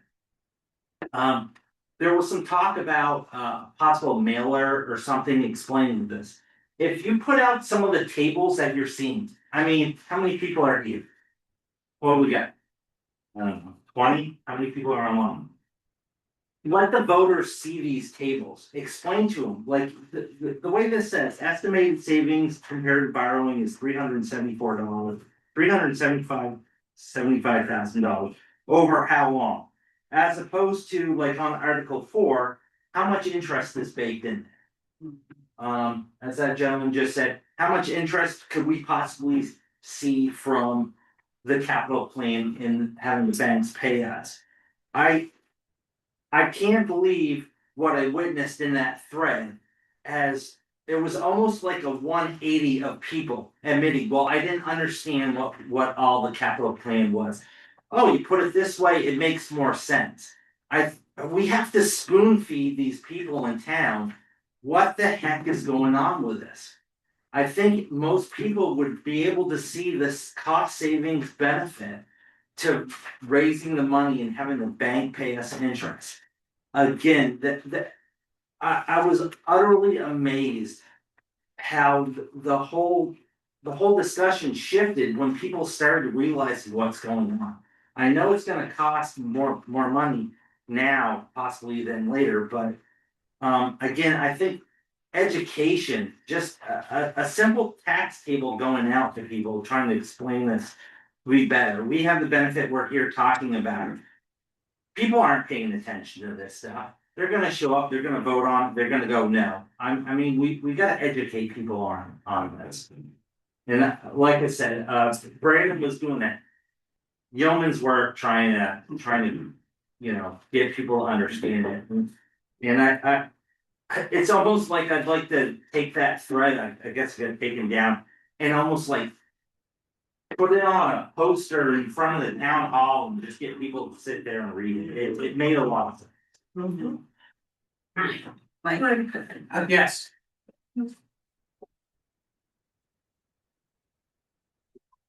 That's fine.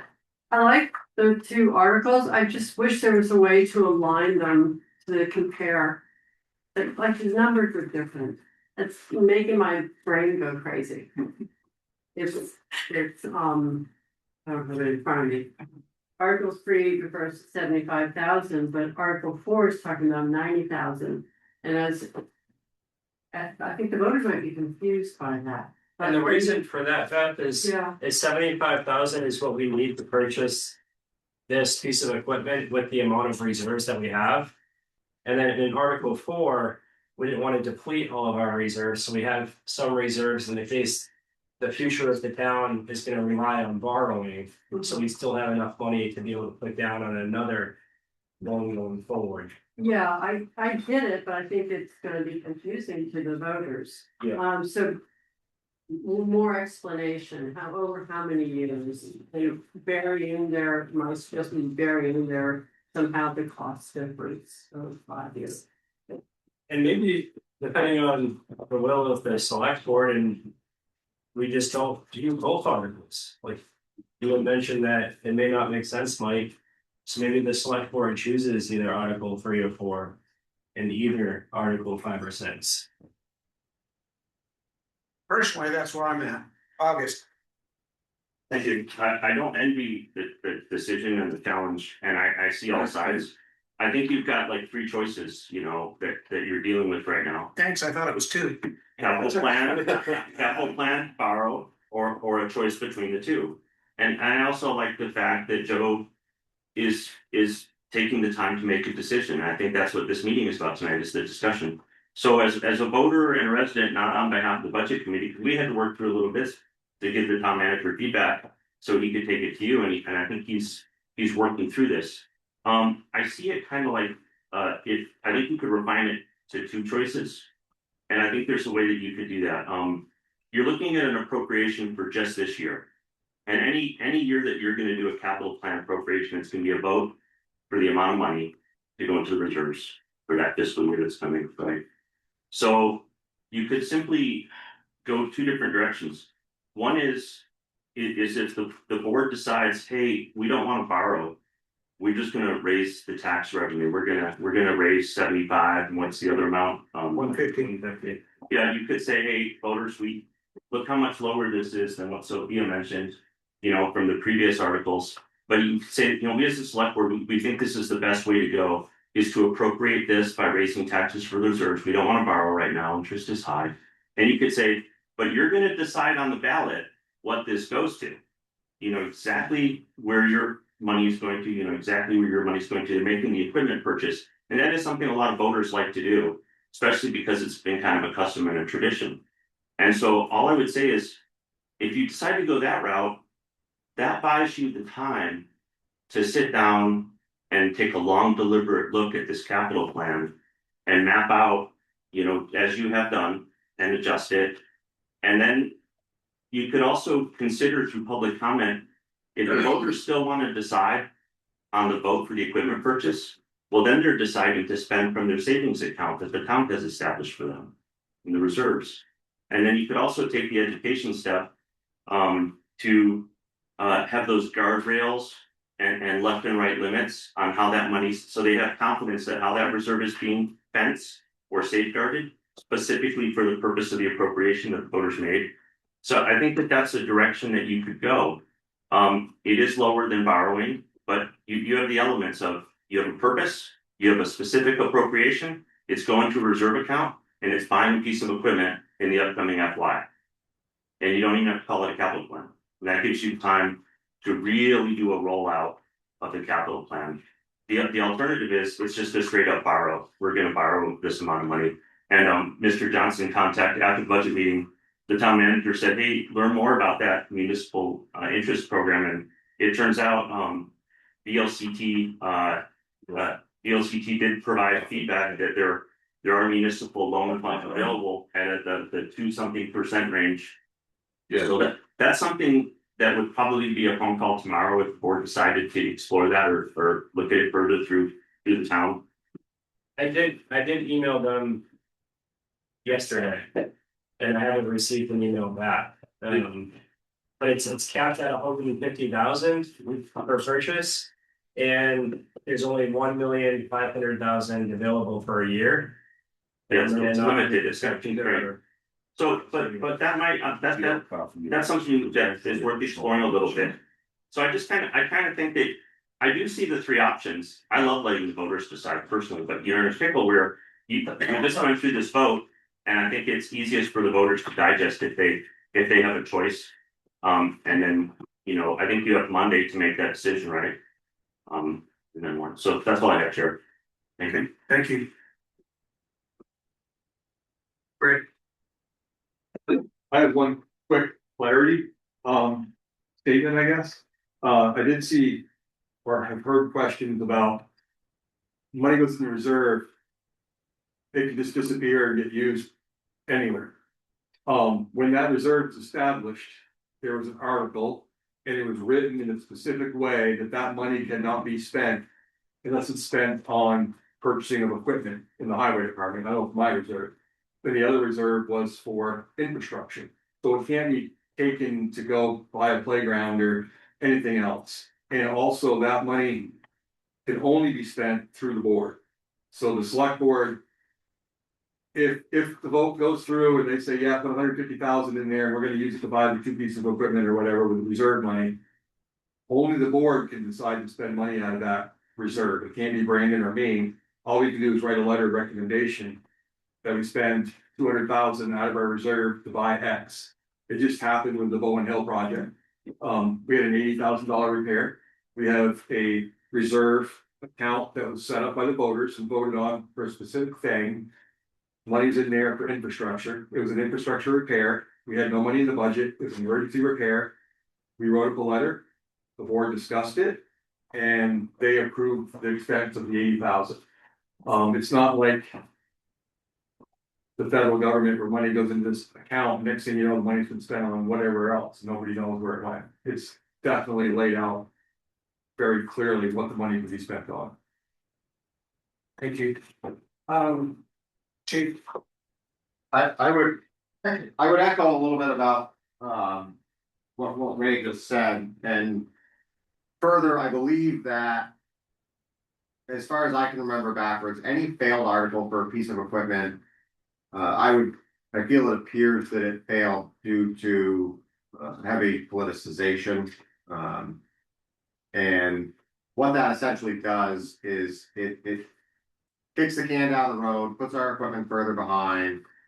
I think it's very transparent to bring something to a board, which we did. I mean, we had an incident with a truck. Brandon and I came up with a plan. We brought it to the board. At a duly warned meeting, the board voted to purchase a vehicle with funds out of the reserve fund. It's transparent, it's not hidden. And I think that I've seen the politics of things go down, and it puts us further behind. And that's a challenge if we bring every single piece of equipment to the voters every time we want something. So the point that was made earlier, you try to represent the voters. And you should be making some decisions on behalf of the voters. I feel like there's one of them. Riley. Yeah, it's like, a further thought that occurred to me as I was listening to all your.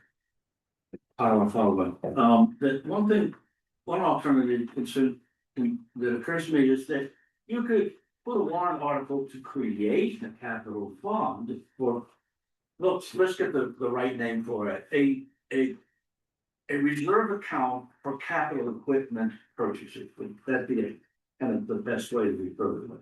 That's something that everybody can understand. Okay, and not request that it be funded at the present time. You could just say, okay, can we have such a thing? And then we'll decide where's the money gonna come from. put into it. So it's there on the shelf.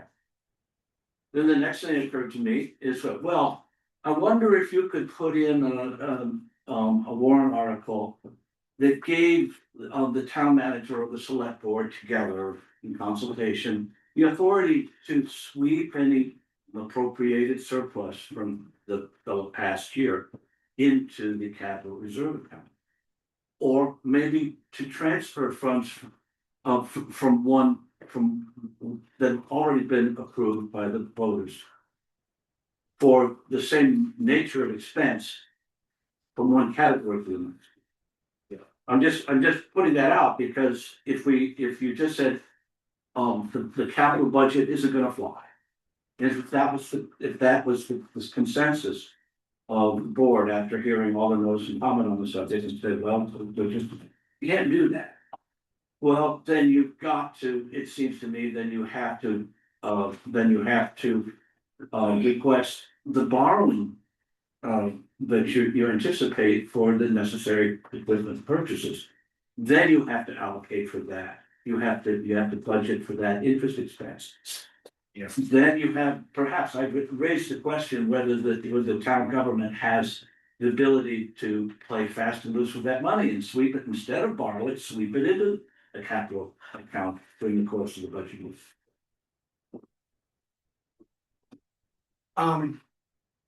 I understand John's point now on in addressing Joe. That the responsibility up here is to come forward with knowledge and recommendations that give the voters knowledge of what they're voting for. And that's why you said punt, because if we all sat up here and said, well, we'll just let them choose, then we're not, okay, when we go to town meeting, they step up there and they say, well, when are you gonna borrow this money? Oh, I don't know, when we need it. Yeah, yeah, I'm not sure that's the right way to go. And that is my question regarding articles 4 and 6. When do you plan on borrowing that I mean, that's it says you're gonna borrow 90 and 220, that's 310,000 for, but not to exceed 475,000. And then I think Josh said that the chief said it was over a 5-year period. I've never known an article to wait 3 or 4 years before we actually put it on the budget. It gets or into the budget or do the spending, actually take action on the article. The article goes and you take action on the article. Yeah, it doesn't. The board would take action on July 1. For a total of $310,000 of borrowing. Versus $225,000 this year into reserve accounts. Correct. And then we would make the purchases on July 1, we'd pay cash. The only other thing I want to say about the capital plan, and I want to make sure everybody knows, is the capital plan, and this, Tyler, this is kind of to your comment about not calling it a capital plan. The idea is that this is an inventory list, and we're looking at that and making a plan on what to buy and when to buy it. So that is set, and we can't add other equipment to that without coming back to the voters. That capital plan is, if they vote on the capital plan, it's the equipment inventory listed in that plan that is covered. That's a really important feature of this that everybody has to understand. Anyway, Lisa. So, not to the order, sorry, but my head is really spinning around this. This referring to Article 3 and 75,000 for fire apparatus. So if you read Article 3, compared to reading the article that was asking for $100,000 on the original town warrant that got voted down, there's a huge difference. One difference is on the article that got voted down on the town warrant for $100,000, it mentioned the word capital plan or capital funding or something to that effect. Those words aren't mentioned in Article 3. At the original town meeting, it didn't mention anything about quote unquote immediately making a purchase to replace a vehicle. So one would maybe think that they were looking for $100,000 to put in a savings account. And a bank would pay the town interest on that $100,000 until it was time to purchase a vehicle, whether it was on July 1st of 2026 or July 1st of 2028. So the way it's worded on Article 3, even though the dollars are different, it clearly states, in my understanding, that if passed, $75,000 would be used to purchase a replacement vehicle on July 1st, 2027, or 2026, with everybody knowing that's our budget cycle. So that makes it a little more clear to me, to Dr. Murray's point. People that have been voting and have lived in town forever, that like to know where the money's going and what they're voting $75,000 to. That's a good idea. Okay, so you know you're gonna buy something. Let's be transparent and let me say, yep, if money votes, we're gonna buy this. So that's my comment on the differences that I've noticed, and a little bit more transparency, knowing that we're gonna buy a truck. It's not gonna sit and earn interest. So when you still reference a capital plan, when you're talking about Article 3, I don't see how Article 3, how it's worded, how that pertains to a capital plan, and how a bank is gonna pay interest, and how the town is gonna make money on that, because we're immediately spending the money that's being approved. Is that correct? I'll turn that one over to you, David. So by paying for this equipment in cash and not borrowing over the term of the 10 years, then it would save that much in earnings. It's a combination of savings and earnings. So somebody else had noted to enter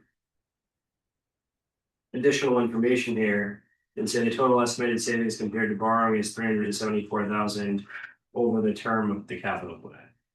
So over the 10 years. So you're saving money. Coming in and out. Yeah, So you're saving money, but a bank's not paying us interest. yes, they are. How is a bank paying us interest if we're buying something and we're not having funds in a savings account? Let me show you. I almost think I understand where you're coming from on the question here, which is that I was just gonna, if the bell went off when you said this, is the $75,000 the sum for the acquisition? So Fire apparatus, is that gonna be every year for 5 years or 10 years or what? So this is the replacement schedule. So the balance of the reserve in FY27 would go down to 42,000. So the bank would be paying us interest on the 42,000. And then you're saving up for the next truck. And the bank's paying you interest on this. We have a $449,000 purchase in FY31, which brings the reserve balance down to 749. So what you're doing in essence is you're saving up for that truck. And then you're hitting 749. So if you reduce this to 65,000, you'd be maybe at 10,000 here. That's why it's the increase in the capital contributions to pay cash. But during the time that you're building those reserves up, the bank's paying you interest on these on your balance here. So you won't get a lot of interest in FY31. But then as you're saving up for this next purchase, and the balance is greater, the bank's paying you interest on those balances. So is that going under the assumption that the voters approved $75,000 on this vote and they approved $75,000 or $100,000 next year? It is. So that's going under the assumption that the voters approved those dollar amounts. It's not assuming that they will. It's saying if you go for like over the term of this capital plan here that the select board approved by statute, you would save that much money. Yes. But not if, I mean, Now, that's if the vote went down next year, then no, you wouldn't save the money. correct, Yes, that's correct. correct. And those dollar amounts are increasing 25% every year. It's due to, I mean, Cost of they inflation. do at first, but it's because the town hasn't done this in the past. If we would have started this 10 years ago, if you look at FY35, It goes down. in FY36, it starts stabilizing. So it sets the town up financially for the future of the town, certainly, while also saving taxpayers money now by not sending money to the bank for interest. My other comment on Article 3 is that, it's, well, Article 3, so let me play stupid for a minute, because I am halfway stupid. So, shall the voters of the town of Weathersfield raise and appropriate the sum of $75,000 to fund the fire apparatus acquisition reserve fund for the purchase of purchasing a replacement truck for a fire department's 2004 F-350 brush truck. How many people that read that article, not knowing the cost of vehicles, would think that it's $75,000? $75,000 right in the chest. So that's a little misleading to the general public, I would think. In Article 4, it mentions that the total cost of the truck would not exceed $135,000. So We could add that language. I don't think it's what we do. thank you, but that's just my comment. I don't understand why it's in one article and not in the other article. It's a good question. That's. Hold on, what you've just raised for me is a serious concern that the article doesn't say to approve the capital plan. It doesn't say that? Because I think that's essential, if you're doing a 10-year plan, you want the voters to approve that plan for 10 years. You're not coming back next year and asking for 75, 76, or 100, 125, 150, whatever, every year. You want to approve the plan and put it in place. And if those are the numbers, that's fine. We can talk about those numbers. And then we have the capital plan inventory to follow on the purchasing. And like this $75,000 goes into the reserve account. And what the money is going to be that we spend, actually, we may end up saving money because we actually have the money in the bank to negotiate the purchase price when we go to buy something. So that could be a variable that we need to consider as well. Now, I'm. I thought we weren't voting for the 10-year plan now, we were just doing a mini stopgap. We're not voting on we're not voting on that right now, are we? What was out here was not. But we're talking about Article 3, and I'm talking about concerns I see in the language of Article 3. Yeah. Is that correct? Yeah, but I Okay. thought we were not doing, because the capital plan was voted down, we were doing this stopgap measure, and next year we would be voting on a 10-year capital plan. That's what I understand. That's the direction that I thought we were going to. Okay. And then to Lisa's point, maybe we shouldn't include the savings because that would allude to the fact that I understand that. We can remove that. But if you back up, when the discussion was had just a little while ago, 4 out of 5 wanted to proceed with capital plan option, and there's not a capital plan option on here. To be fair, I haven't said one way or the other yet. I said 4 out of 5. I'm just throwing that out there. I said 4 out of 5. I didn't believe you in that. I said 4 out of No, I haven't said one way or the other yet. so- And she said 4 out of 5 investigated. Yeah. And then on the flip side, the next comment is if the original article saying capital plan for $100,000, and it went on to say, you know, whether that $100,000 was gonna be used for a truck or a fire truck or highway truck or whatever. I mean, I think there's a lot of people, as again, Dr. Murray said, there's a lot of people in town that wanna know when we're approving money to be spent, what the money's being spent on. It shows it right in the capital plan. If we look in the capital plan, it shows the fiscal year where all this equipment is gonna be replaced. So my argument is that the capital plan is more transparent than the way that the town has done it in the past, because you guys already have your equipment laid out for the next 20 years With cost estimates, with cost estimates. and then we're revisiting the plan. I think John was first. Right, I'm sorry, I'll be ready for first. so just, I guess. To clear up some of the confusion.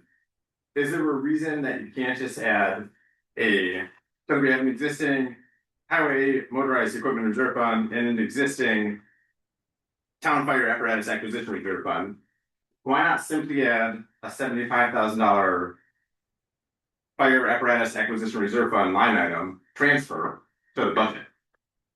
That's And then- what, And then it's a budget only discussion, and we don't have to talk about wording of specific articles. The capital plan doesn't have to be voted on annually. We're voting on the budget with which the equipment transfer money is in the budget, it's baked into the budget. That's what we discussed back in November, in December, actually. And that would be just for this year, and then next year you wanna try to do the capital plan? That is the way it actually, Lee McNaughton made the point back in November, December. That you put the money into right into the budget. And not do an article, and we decided to put it on as a special, as a select board, they decided to put it on as a. Just have it as an annual, the equipment as the annual transfer out at the end of the fiscal year. I got you. Pursuant to the capital plan. I think that, as I understand it, we've already adopted the capital plan. That's adopted by the select board. Yep. We did the inventory, we went through the replacement schedule, we did all of that work for the past 2 years and created a plan. It's called the capital plan. It lines out what we own, what its shelf life is, when it needs to be replaced. Yep. All of these articles that are all that goes on the warrant is asking for money to fund that plan. We're not asking the voters to vote on the capital plan. No. We're asking for money to fund the capital plan. Thank you. Yes. And the article that was on the first warrant was asking for money to fund the first year of the plan. Not the whole 20 years, not binding the voters to 20 years of funding for the capital plan. Yep. Just wanted a certain amount of money to fund year one of the plan that this board has already adopted. Am I correct on that? That is, So it was the original strategy of this board, if the funding for that went down, we would come back with Plan B, which was to borrow some money that would reduce that initial impact of funding year one of the capital plan. Do I have that correct? yes, that is. We're now doing something different based on what happened, and we're not asking, it just so happens that $75,000 coincides with what we needed to fund the first year of now we've shifted to, and that's another thing, we shifted instead of a 20-year capital plan. Yep. Now we're a 10-year, but I don't think this board agreed to do that. That's correct. Last I knew, we had a 20-year capital plan, and we were gonna come up with a different way to fund it if our first attempt failed. Do I have that correct? You do. So at what point did we shift gears, we as a board decide we're not gonna do a 20-year plan, now we're doing a 10-year plan? You haven't decided We yet. haven't decided that, so that's an argument, that's another conversation. The other thing is it just coincides, it's just coincidental perhaps, that this $75,000 happens to coincide with whatever version of the capital plan is on the screen as what we need to fund the first year of that particular plan. Is that right? So, Is that a coincidence? no, it's not. If the town did a 20-year plan, you would have needed more money in year one to balance year 20. So what we did is in order to reduce year one, we did a 10-year capital plan, and it will not save the town as much money, and it will cost the town more on year like 11 through 20. And when you say we, to whom does that refer? And you, like, we as in. We as in, Administration. we here didn't make the decision to shift to a 10-year That's why plan. you're here tonight. But I don't Yes. recall that ever being asked of us. I'm a little slow. I totally admit I'm in the remedial group. There's a lot smarter people in this room than I will ever be. But I'm slowly catching up here that we haven't made a decision as a board. Do we need to do that? At least for this brain, I need to make that step and then decide where we're going from there. Is that reasonable? And that's why revised capital plan is on the agenda tonight to discuss, which is the 10-year plan, not the 20-year plan. I think I lost my place on the agenda. Yeah, we're all. My apologies. We're just, we're crap, yeah, warning, revised, yeah, all over the place. We found. We a are, rabbit hole. but it all ties together. I'm so sorry. Wait a minute, who's your hand up first over there? What we're trying to do. Yeah. Quick comment if I may, I'll hold again. I think that Selectman Burst said it just concisely and right the first time. Which is to say, you have a capital plan that involves of retirement and replacement of capital assets for the various departments, fire and so forth. There's nothing that, I don't see that there's much that prohibits you from having that plan. I don't even necessarily know that you have to go to the voters. My feeling as a voter is that your decisions as to when to retire equipment in the highway department are something that is fully committed to the discretion of the head of the highway department in consultation with the select board and town manager. I mean, you just make your decisions. The question, as Selectwoman Burst simply says, is now, to what extent are you gonna ask the town to help you put your money where your mouth is by funding it? Where is your money gonna come from? The issue that I see, with what John brought up. Is if we don't do articles and we just put this $225,000 in the budget. Then the budget didn't go down. The budget's gonna look pretty grossly like it went up. So I don't know that makes that, I think. I think the idea of the original articles to approve the capital plan was to get the support of the people. To support the capital plan. Can I just ask you to stop using the phrase asking the people to adopt a capital plan, because the capital plan is adopted by the select board. We're asking the voters to fund it. To fund it, yes. We're not asking the Yes, that's voters right. to adopt the capital plan. We've already done that. We already did that, so now we gotta fund So it. it's just a semantics thing that I'm getting hung up on. Yes, and that, yeah, how much money did we want them to spend? And that's where we got the no. Because that first year was gonna cause a 24% increase in the tax burden. Yes, So our original plan was if Plan A went down, we would come back with Plan B, which was a 10-year. I'm a little fuzzy on that. it We were was to gonna borrow borrow money to still 20,000. go with the 20-year plan. To still go with the 20-year. Right, we were gonna borrow some money to reduce that sticker shock. Yeah, But it would still be to begin funding. We're not asking the voters to commit to 20 years of funding. They could say no next year for year 2 of the capital plan. We can't bind the voters to funding 20-year plan. That's not legal. And that's not what we were doing. So I think that the plan was to stick with the 20-year capital plan that we had adopted. And if that initial amount was not passed, we would offer to borrow some of that to reduce that initial startup cost for the 20-year plan. Is that right? it is right. And somehow that's gotten lost. That was Plan B, and there was a Plan C as well. Right.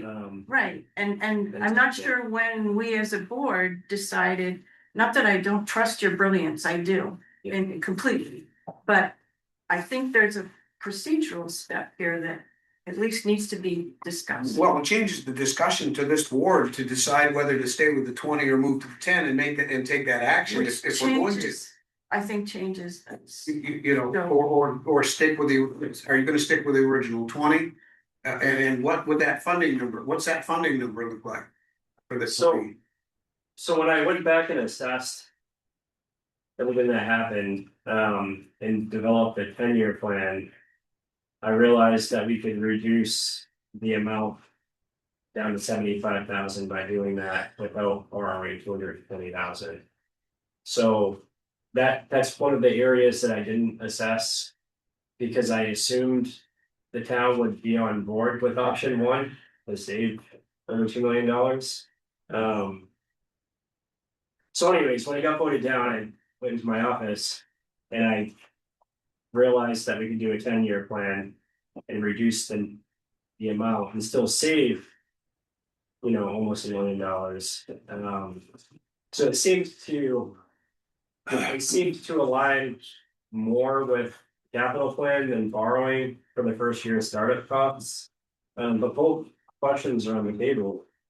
Whether we want to borrow 220,000 to jumpstart a 20-year plan, or go with the 10-year plan or borrow money entirely to fund future fire truck and highway motorized equipment replacements.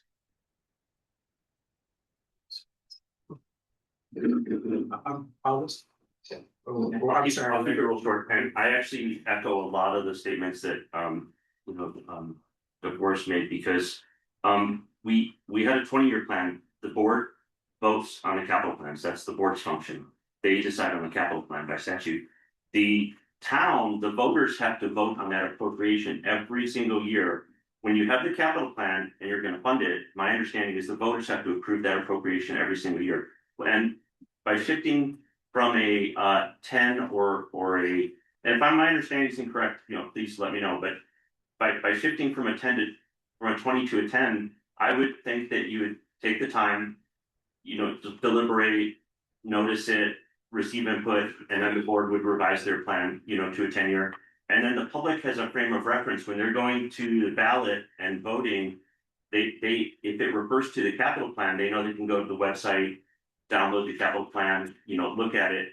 And so I think that is a reason to pump the brakes, fund the reserve this first year, and then do a real deliberate rollout of the capital plan so the board can decide, okay, we're gonna do 10, we're gonna do 20. And then there's a whole bunch of time before this next budget cycle. We're not debating the capital plan the next budget cycle. It's debating what the appropriation is gonna be and what the equipment is gonna be for it. Because when the voter also, if it just has a capital plan amount of money there, they don't know what that's funding.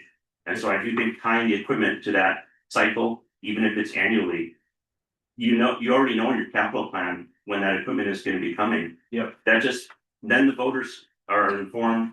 There's no surprises. But I do think that procedural step, she was spot on about that. And I agree. And I do agree that taking another year to discuss the capital plan and hold another series of public hearings would gain more public awareness and we'd be able to receive more public input and go through it in more detail. The capital plan appropriation does not need to be on a special article next year. It's not what I'm advocating for, but it could be a line in the budget. Just like we had in the budget for several years. For example, the town has already funded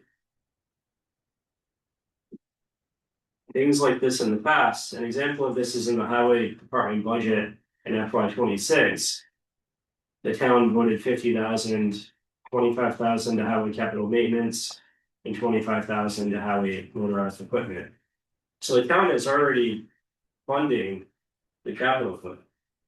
It's just the 25,000 isn't sufficient to replace the equipment purely in cash and not loans.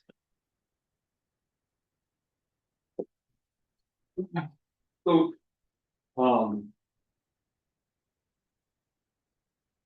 I'm tired of probably just one the best I can. The capital plan is a strategic plan that lays bare the need for the department for equipment and the estimated values of the vehicles and the time that you're gonna keep that vehicle. It doesn't have anything to do with money. In the past, we have put money into the reserve account that was voted on by the voters to set up to buy equipment. So we would say, shall the voters of Weathersfield put 1 cent or 1 penny into the reserve account, which equals $32,000 for the future purchase of equipment in the highway department. This year, it was simply the same thing, but it got really messed up with the capital plan. The capital plan, if you can pull up the highway capital plan, Brandon, real quick. I'll try to be quick with this. Which page do you need? The one that shows all the amounts every year and what we're replacing and when we're taking money out. This withdrawal schedule here? Yeah. So like the first year, $150,000. Right now, we're basically asking the town voters to put $150,000 of cash into the reserve account for the future purchase of vehicles. This year happens to coincide with purchasing 2 vehicles. Right? In the past, we've put, so next year, well, as we go up the withdrawals, but you have a year with no withdrawal, you're asking for 210, you put in reserve, the next year, nothing's coming out. And then you do 210 again, by that time, if it gets that big, it ends up being 571. I think what really happened with confusion with the taxpayers is they thought they were voting to spend all that money for the next 20 years. They didn't realize that we were basically asking to fund an account that's already set up to pay for future vehicles that are laid out in the capital plan. So we're trying to be really transparent by showing 20 years worth of purchases in the highway department and what we speculate they're gonna cost and what the trade-in value is, and then the year that we're gonna do it. But when they went to vote, they thought we were voting to purchase all of it and fund the whole thing. That's what I'm starting to realize. I think. That's not at all what we're doing. We're trying to. The capital plan is, so you can literally look at it and see. In 2036, we're gonna buy this, or this, or we're gonna save money that year, and then the next year, we're gonna buy this, and this. It's not saying you're automatically gonna buy it. Every year, we're gonna have a budget. Either the money's gonna be, 100,000 or 150,000 this year. We might ask for 175 next year to go into that same account to be spent on future items. It's not, I don't know if I'm not helping here or not, but I think the confusion was people thought they were voting for spending 20 years worth of money. How the hell can we say we're gonna commit to 20 years worth of spending money? I agree, that's not what we're trying to do. We already have a capital plan. The capital plan is a piece of paper, a document stating when things are gonna be replaced and what we estimate the cost to be. It's basically, Now we're trying to fund it. So to be clear, you're not voting on a capital plan. You're voting to fund a reserve to pay for future capital replacements. According to the capital plan. Correct. And then if you have questions, you look at the capital plan and see, okay, in 2027, they're gonna buy a new dump truck. Or they're gonna not buy anything that year, and then 2 years later, they're gonna buy a dump truck and a loader replacement or whatever. going back to like November and that discussion that we had about putting the capital, putting transfers to reserves in the budget. If you look at up on the screen, in FY 25, we entered 40,000 into the fire department budget to transfer to the fire apparatus reserve fund. And then it didn't happen anymore. And then before that, it was like 30,000 here. It really wasn't based on any real logic. But this shows here that we could enter the 75,000 right into the fire department budget this year. And we don't need a special article.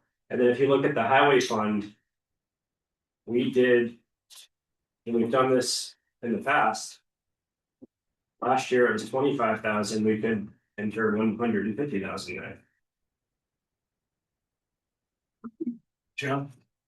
I agree, that's a great idea, I think with the way everything went, full transparency, I would be in favor of a special article, so there is no perception that we're hiding anything. Yeah. Because we're not, like, at the end of the day, we're not.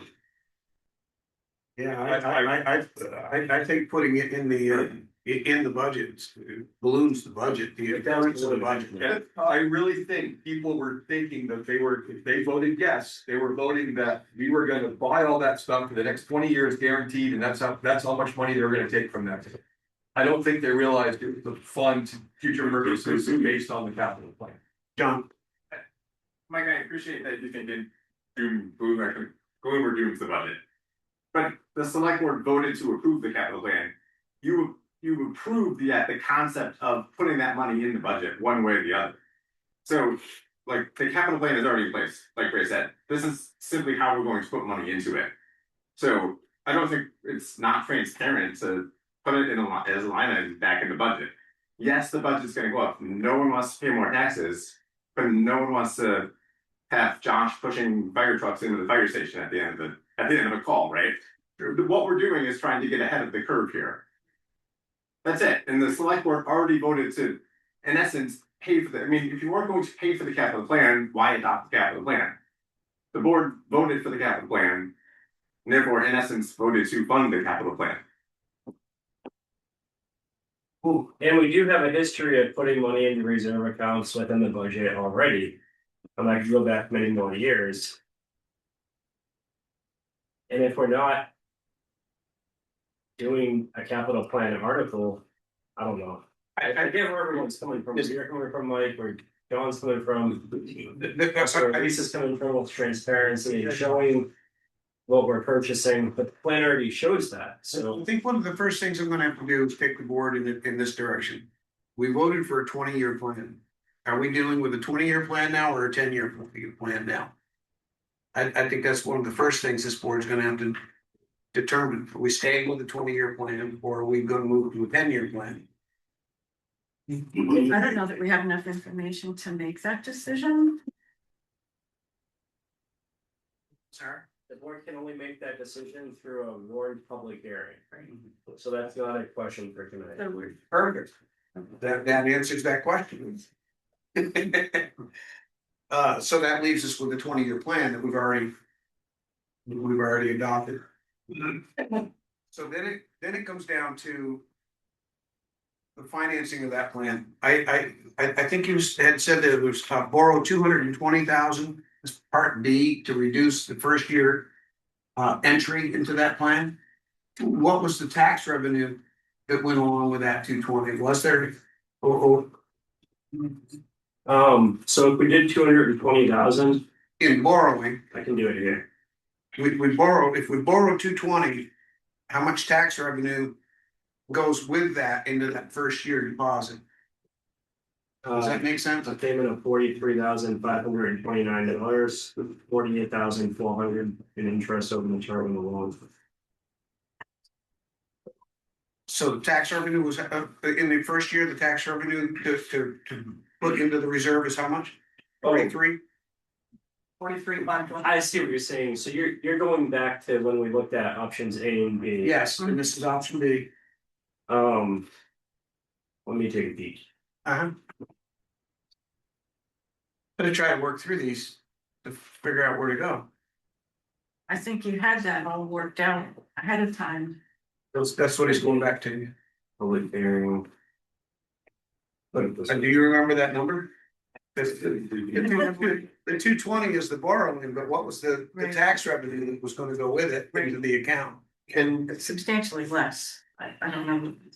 Can you let me get a nice thoughts on the back into where the hell we are at this point? Are we still dealing with Articles 3, 4, and 5, or are those things out the window now? Or Well, I think we're trying to answer a basic question to start with before we even get beyond that. So we sort of have part of that, which is we're stuck with a 20-year plan right now. So now it's how we funding. Yeah, I think we're on the Articles 1 and 2, we've agreed upon. So the rest of the articles we haven't agreed on those yet. are contingent on how we feel about revising the capital plan, special articles. And I think that's changed if we're still committed to a 20-year plan. The first attempt at funding failed. We had a calculated plan B where we would borrow a portion of the money it was going to cost to jump the funding of the capital. That's what he said. Thank you for bringing me up to speed on that. And I wasn't here for that. Well, and you can warn a special article 30 days out for funding a reserve, if that's your choice, separate from a capital plan. So option 2, actually option 2 was fairly decent here.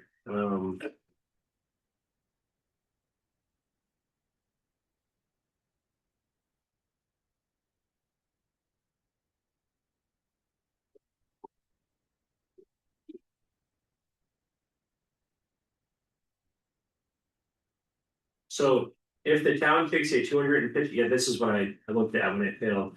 So if the town, it was to take a $250,000 loan for the highway department, it would reduce year 1 contribution from 292,000 down to 110,000.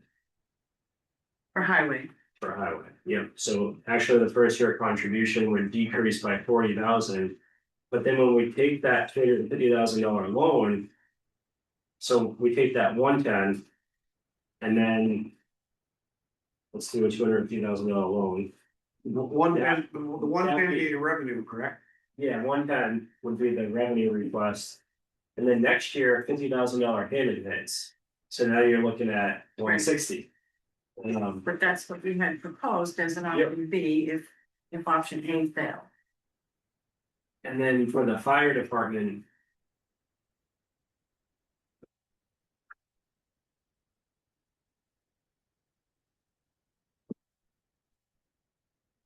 We had reduced it down to 100,000 already, so it would still be 100,000 for the 20-year plan.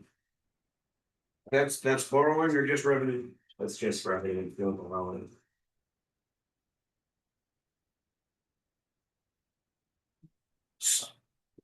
So if that was gonna be an article.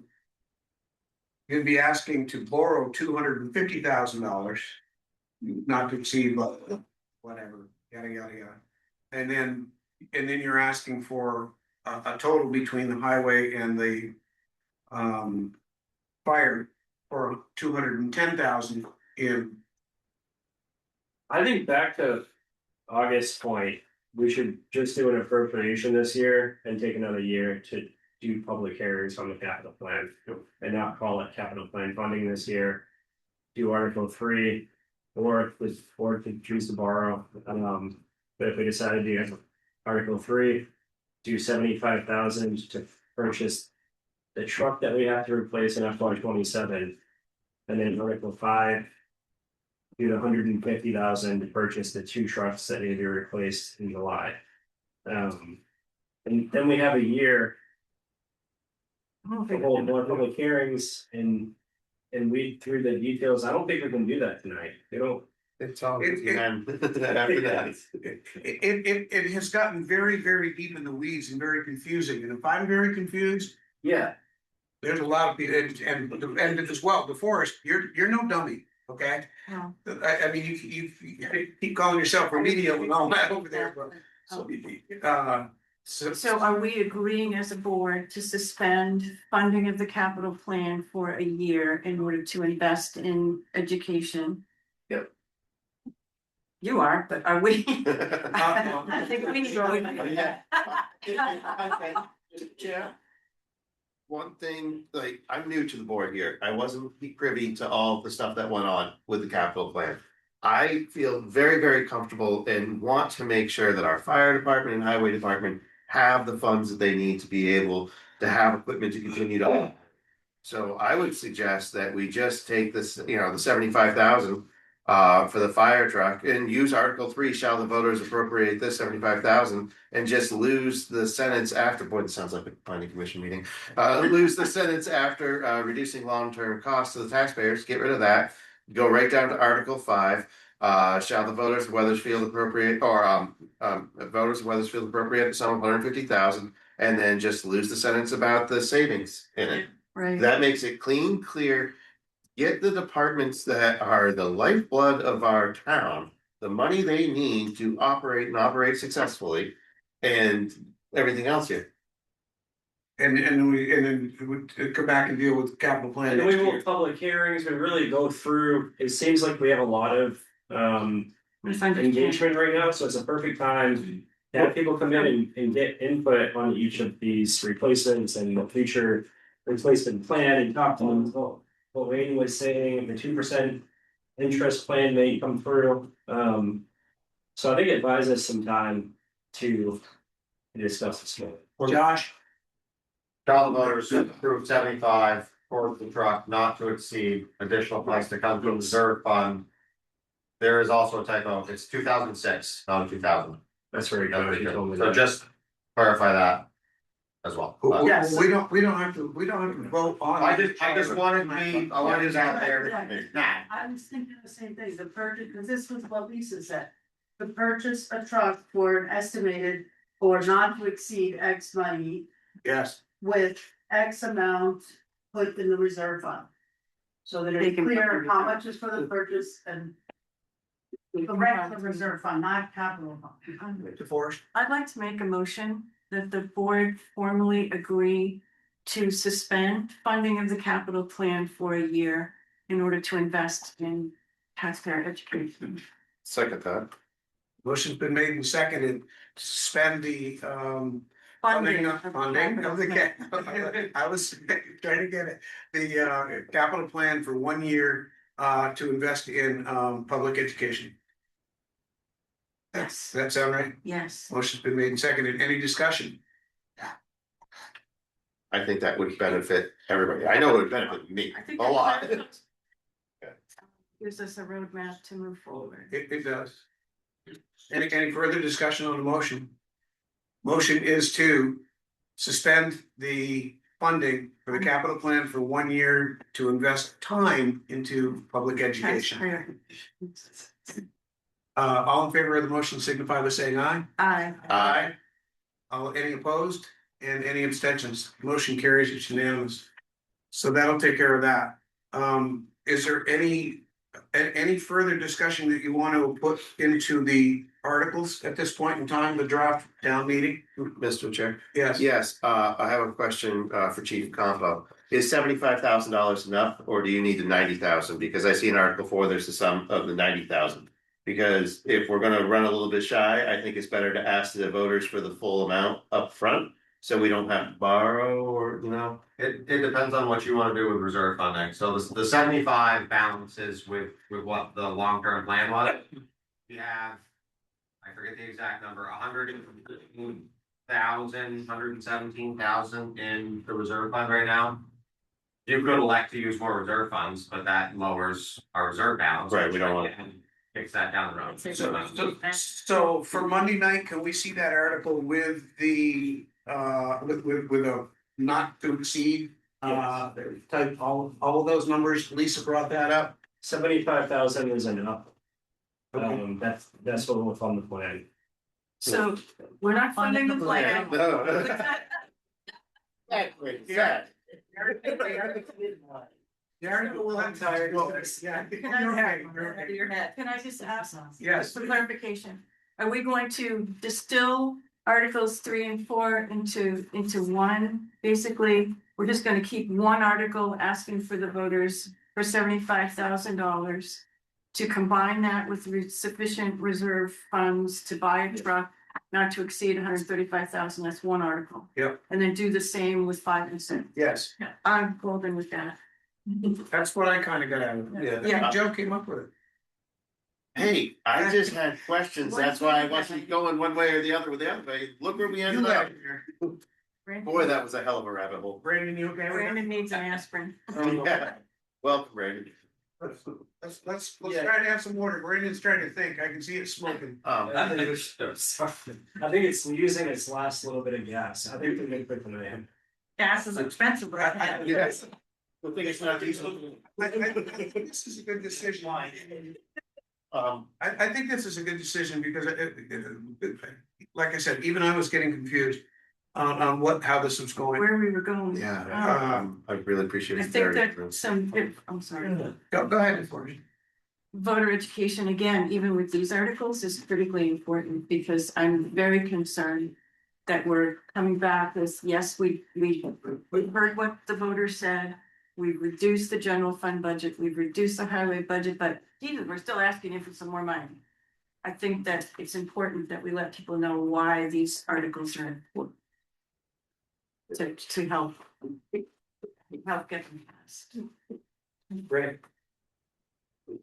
I'm very thankful for this conversation because, the one thing now I understand. A big reason it failed is people thought they were voting. Spend 20 years worth of money in one vote, which never was the intent.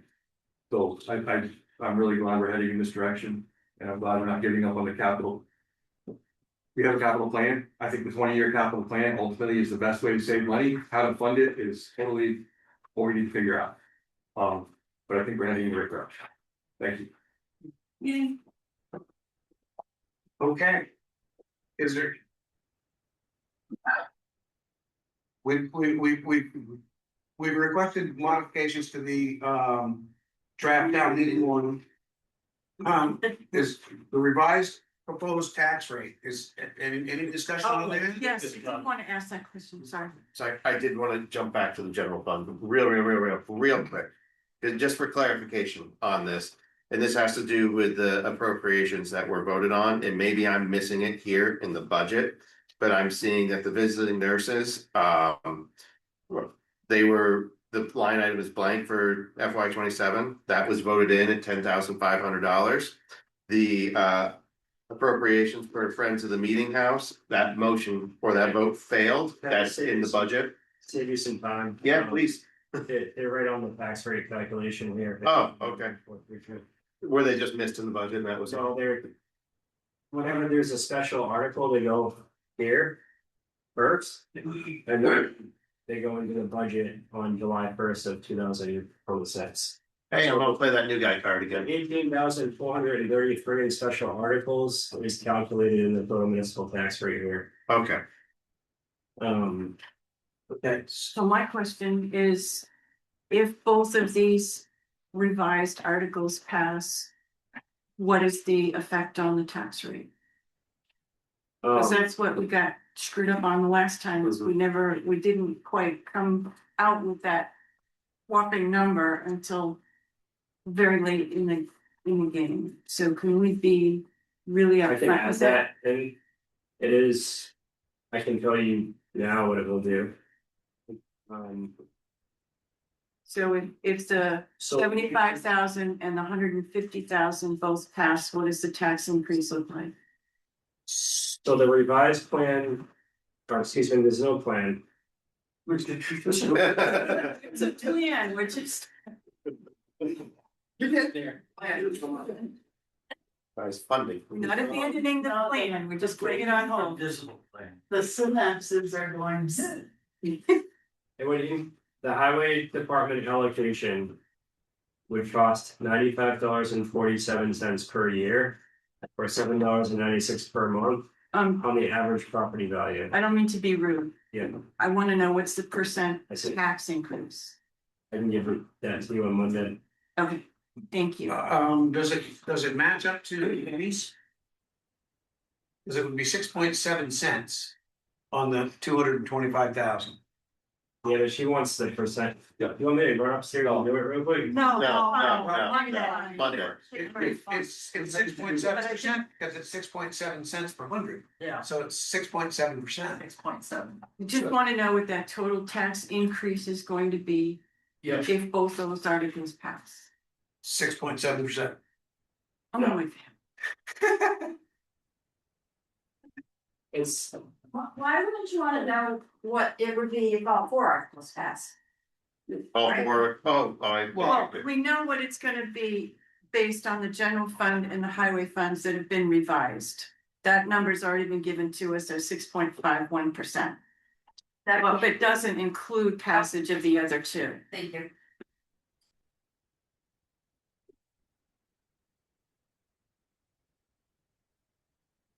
Never land. are we talking more about the tax rate? Or? On this sheet that you've given us, Yeah, the bottom box says tax rates FY 26, FY 27. Fiscal year FY 27 tax rate 0.8295%, change is 6.51%. yes. That's the number I would like to see how that changes if these two special articles pass, Okay. now that we've decided what they're gonna do. Because traditionally, articles like that, you put in parentheses, not in the budget. They have to be. But they're special articles, so it doesn't make any difference. Oh, yeah, we have to have it that way. Because Right, doing the they're not in the general fund, budget. So if they're not in the budget, what is their effect on the tax rate? Am I saying that right? Yeah. Yes, you just be. Should we add that into the article itself? What? What it would increase the tax rate to?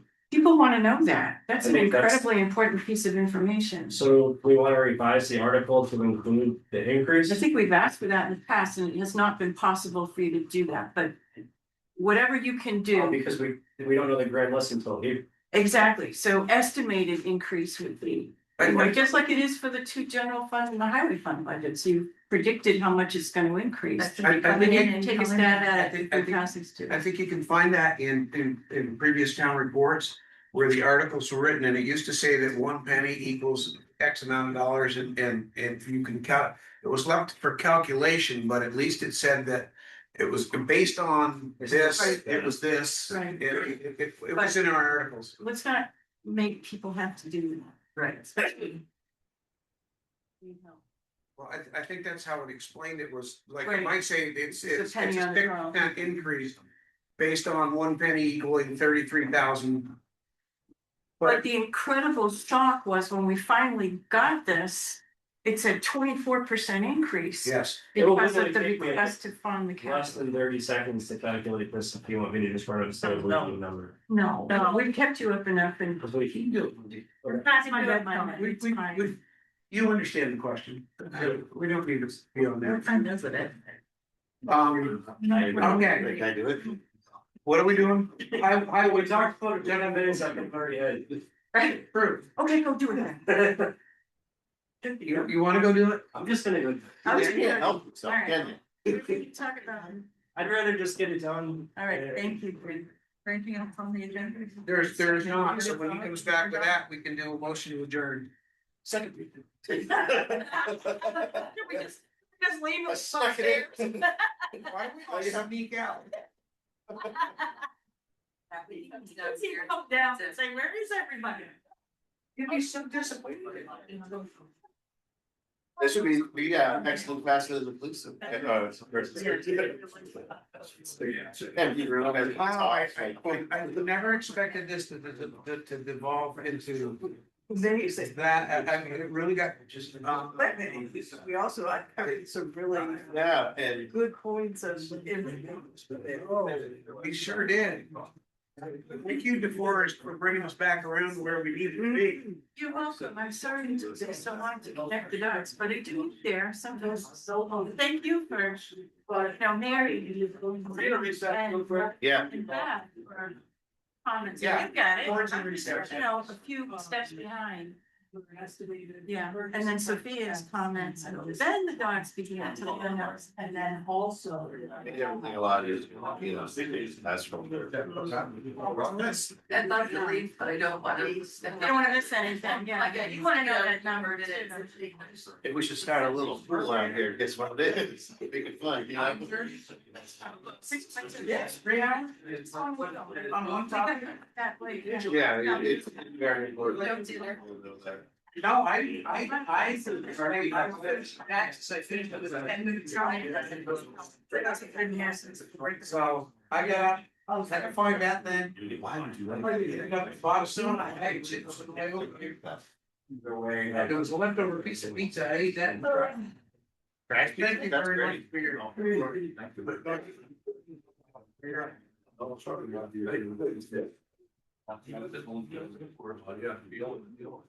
Oh, I know he is. Very good. That's really appreciate you coming.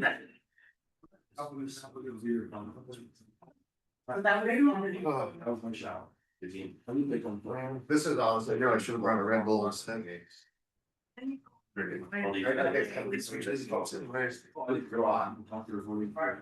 I have all sorts. No one here. He's just saying, everybody looks great. Well, The other. Well, we get there. Just 3 hours, 36. Must have been the blue line. Yeah, we figured it. Yeah.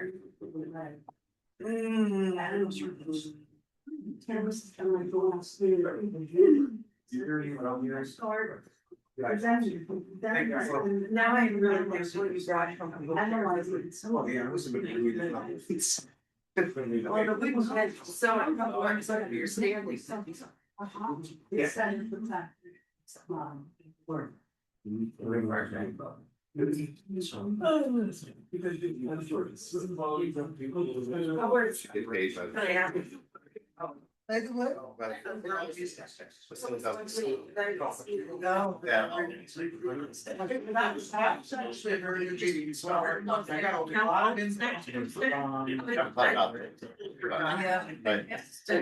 One of my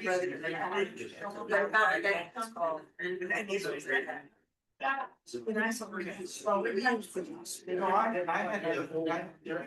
where I was. Playing a video game. Writing my notes.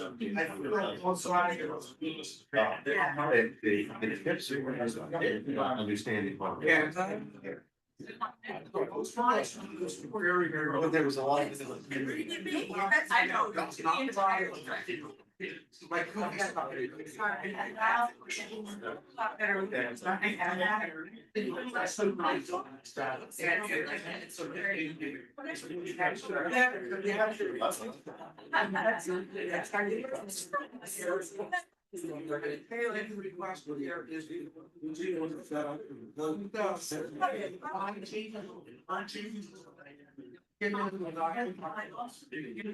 Feedback, so let's come back to order. And this will be brief and then we're all out of here. All right, so if the general fund, highway fund, highway department special article of 150,000, the fire department special article of 75,000 passes, there would be a 15.11% increase, which would be $118 per $100,000 in property value, or $251.38 per year in the average property value. Breaking it down further, it would be $20 per month. Thank you. If I'll pass, it was a 15 point what? 15.11. It's located right here. Okay, thank you.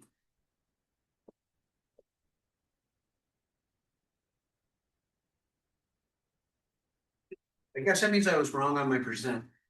Never. Well, I had, yeah, at least I admitted it. We're close, 6 and 6. Okay. Add it up. Motion to adjourn? Do I hear a second? Hello. Second. All in favor? Aye. Good night, ladies and gentlemen. Thank you all very much. I think we made the right decision tonight. Yes. We're saying it will be on this road and Angel, but it ended up right out. Well, like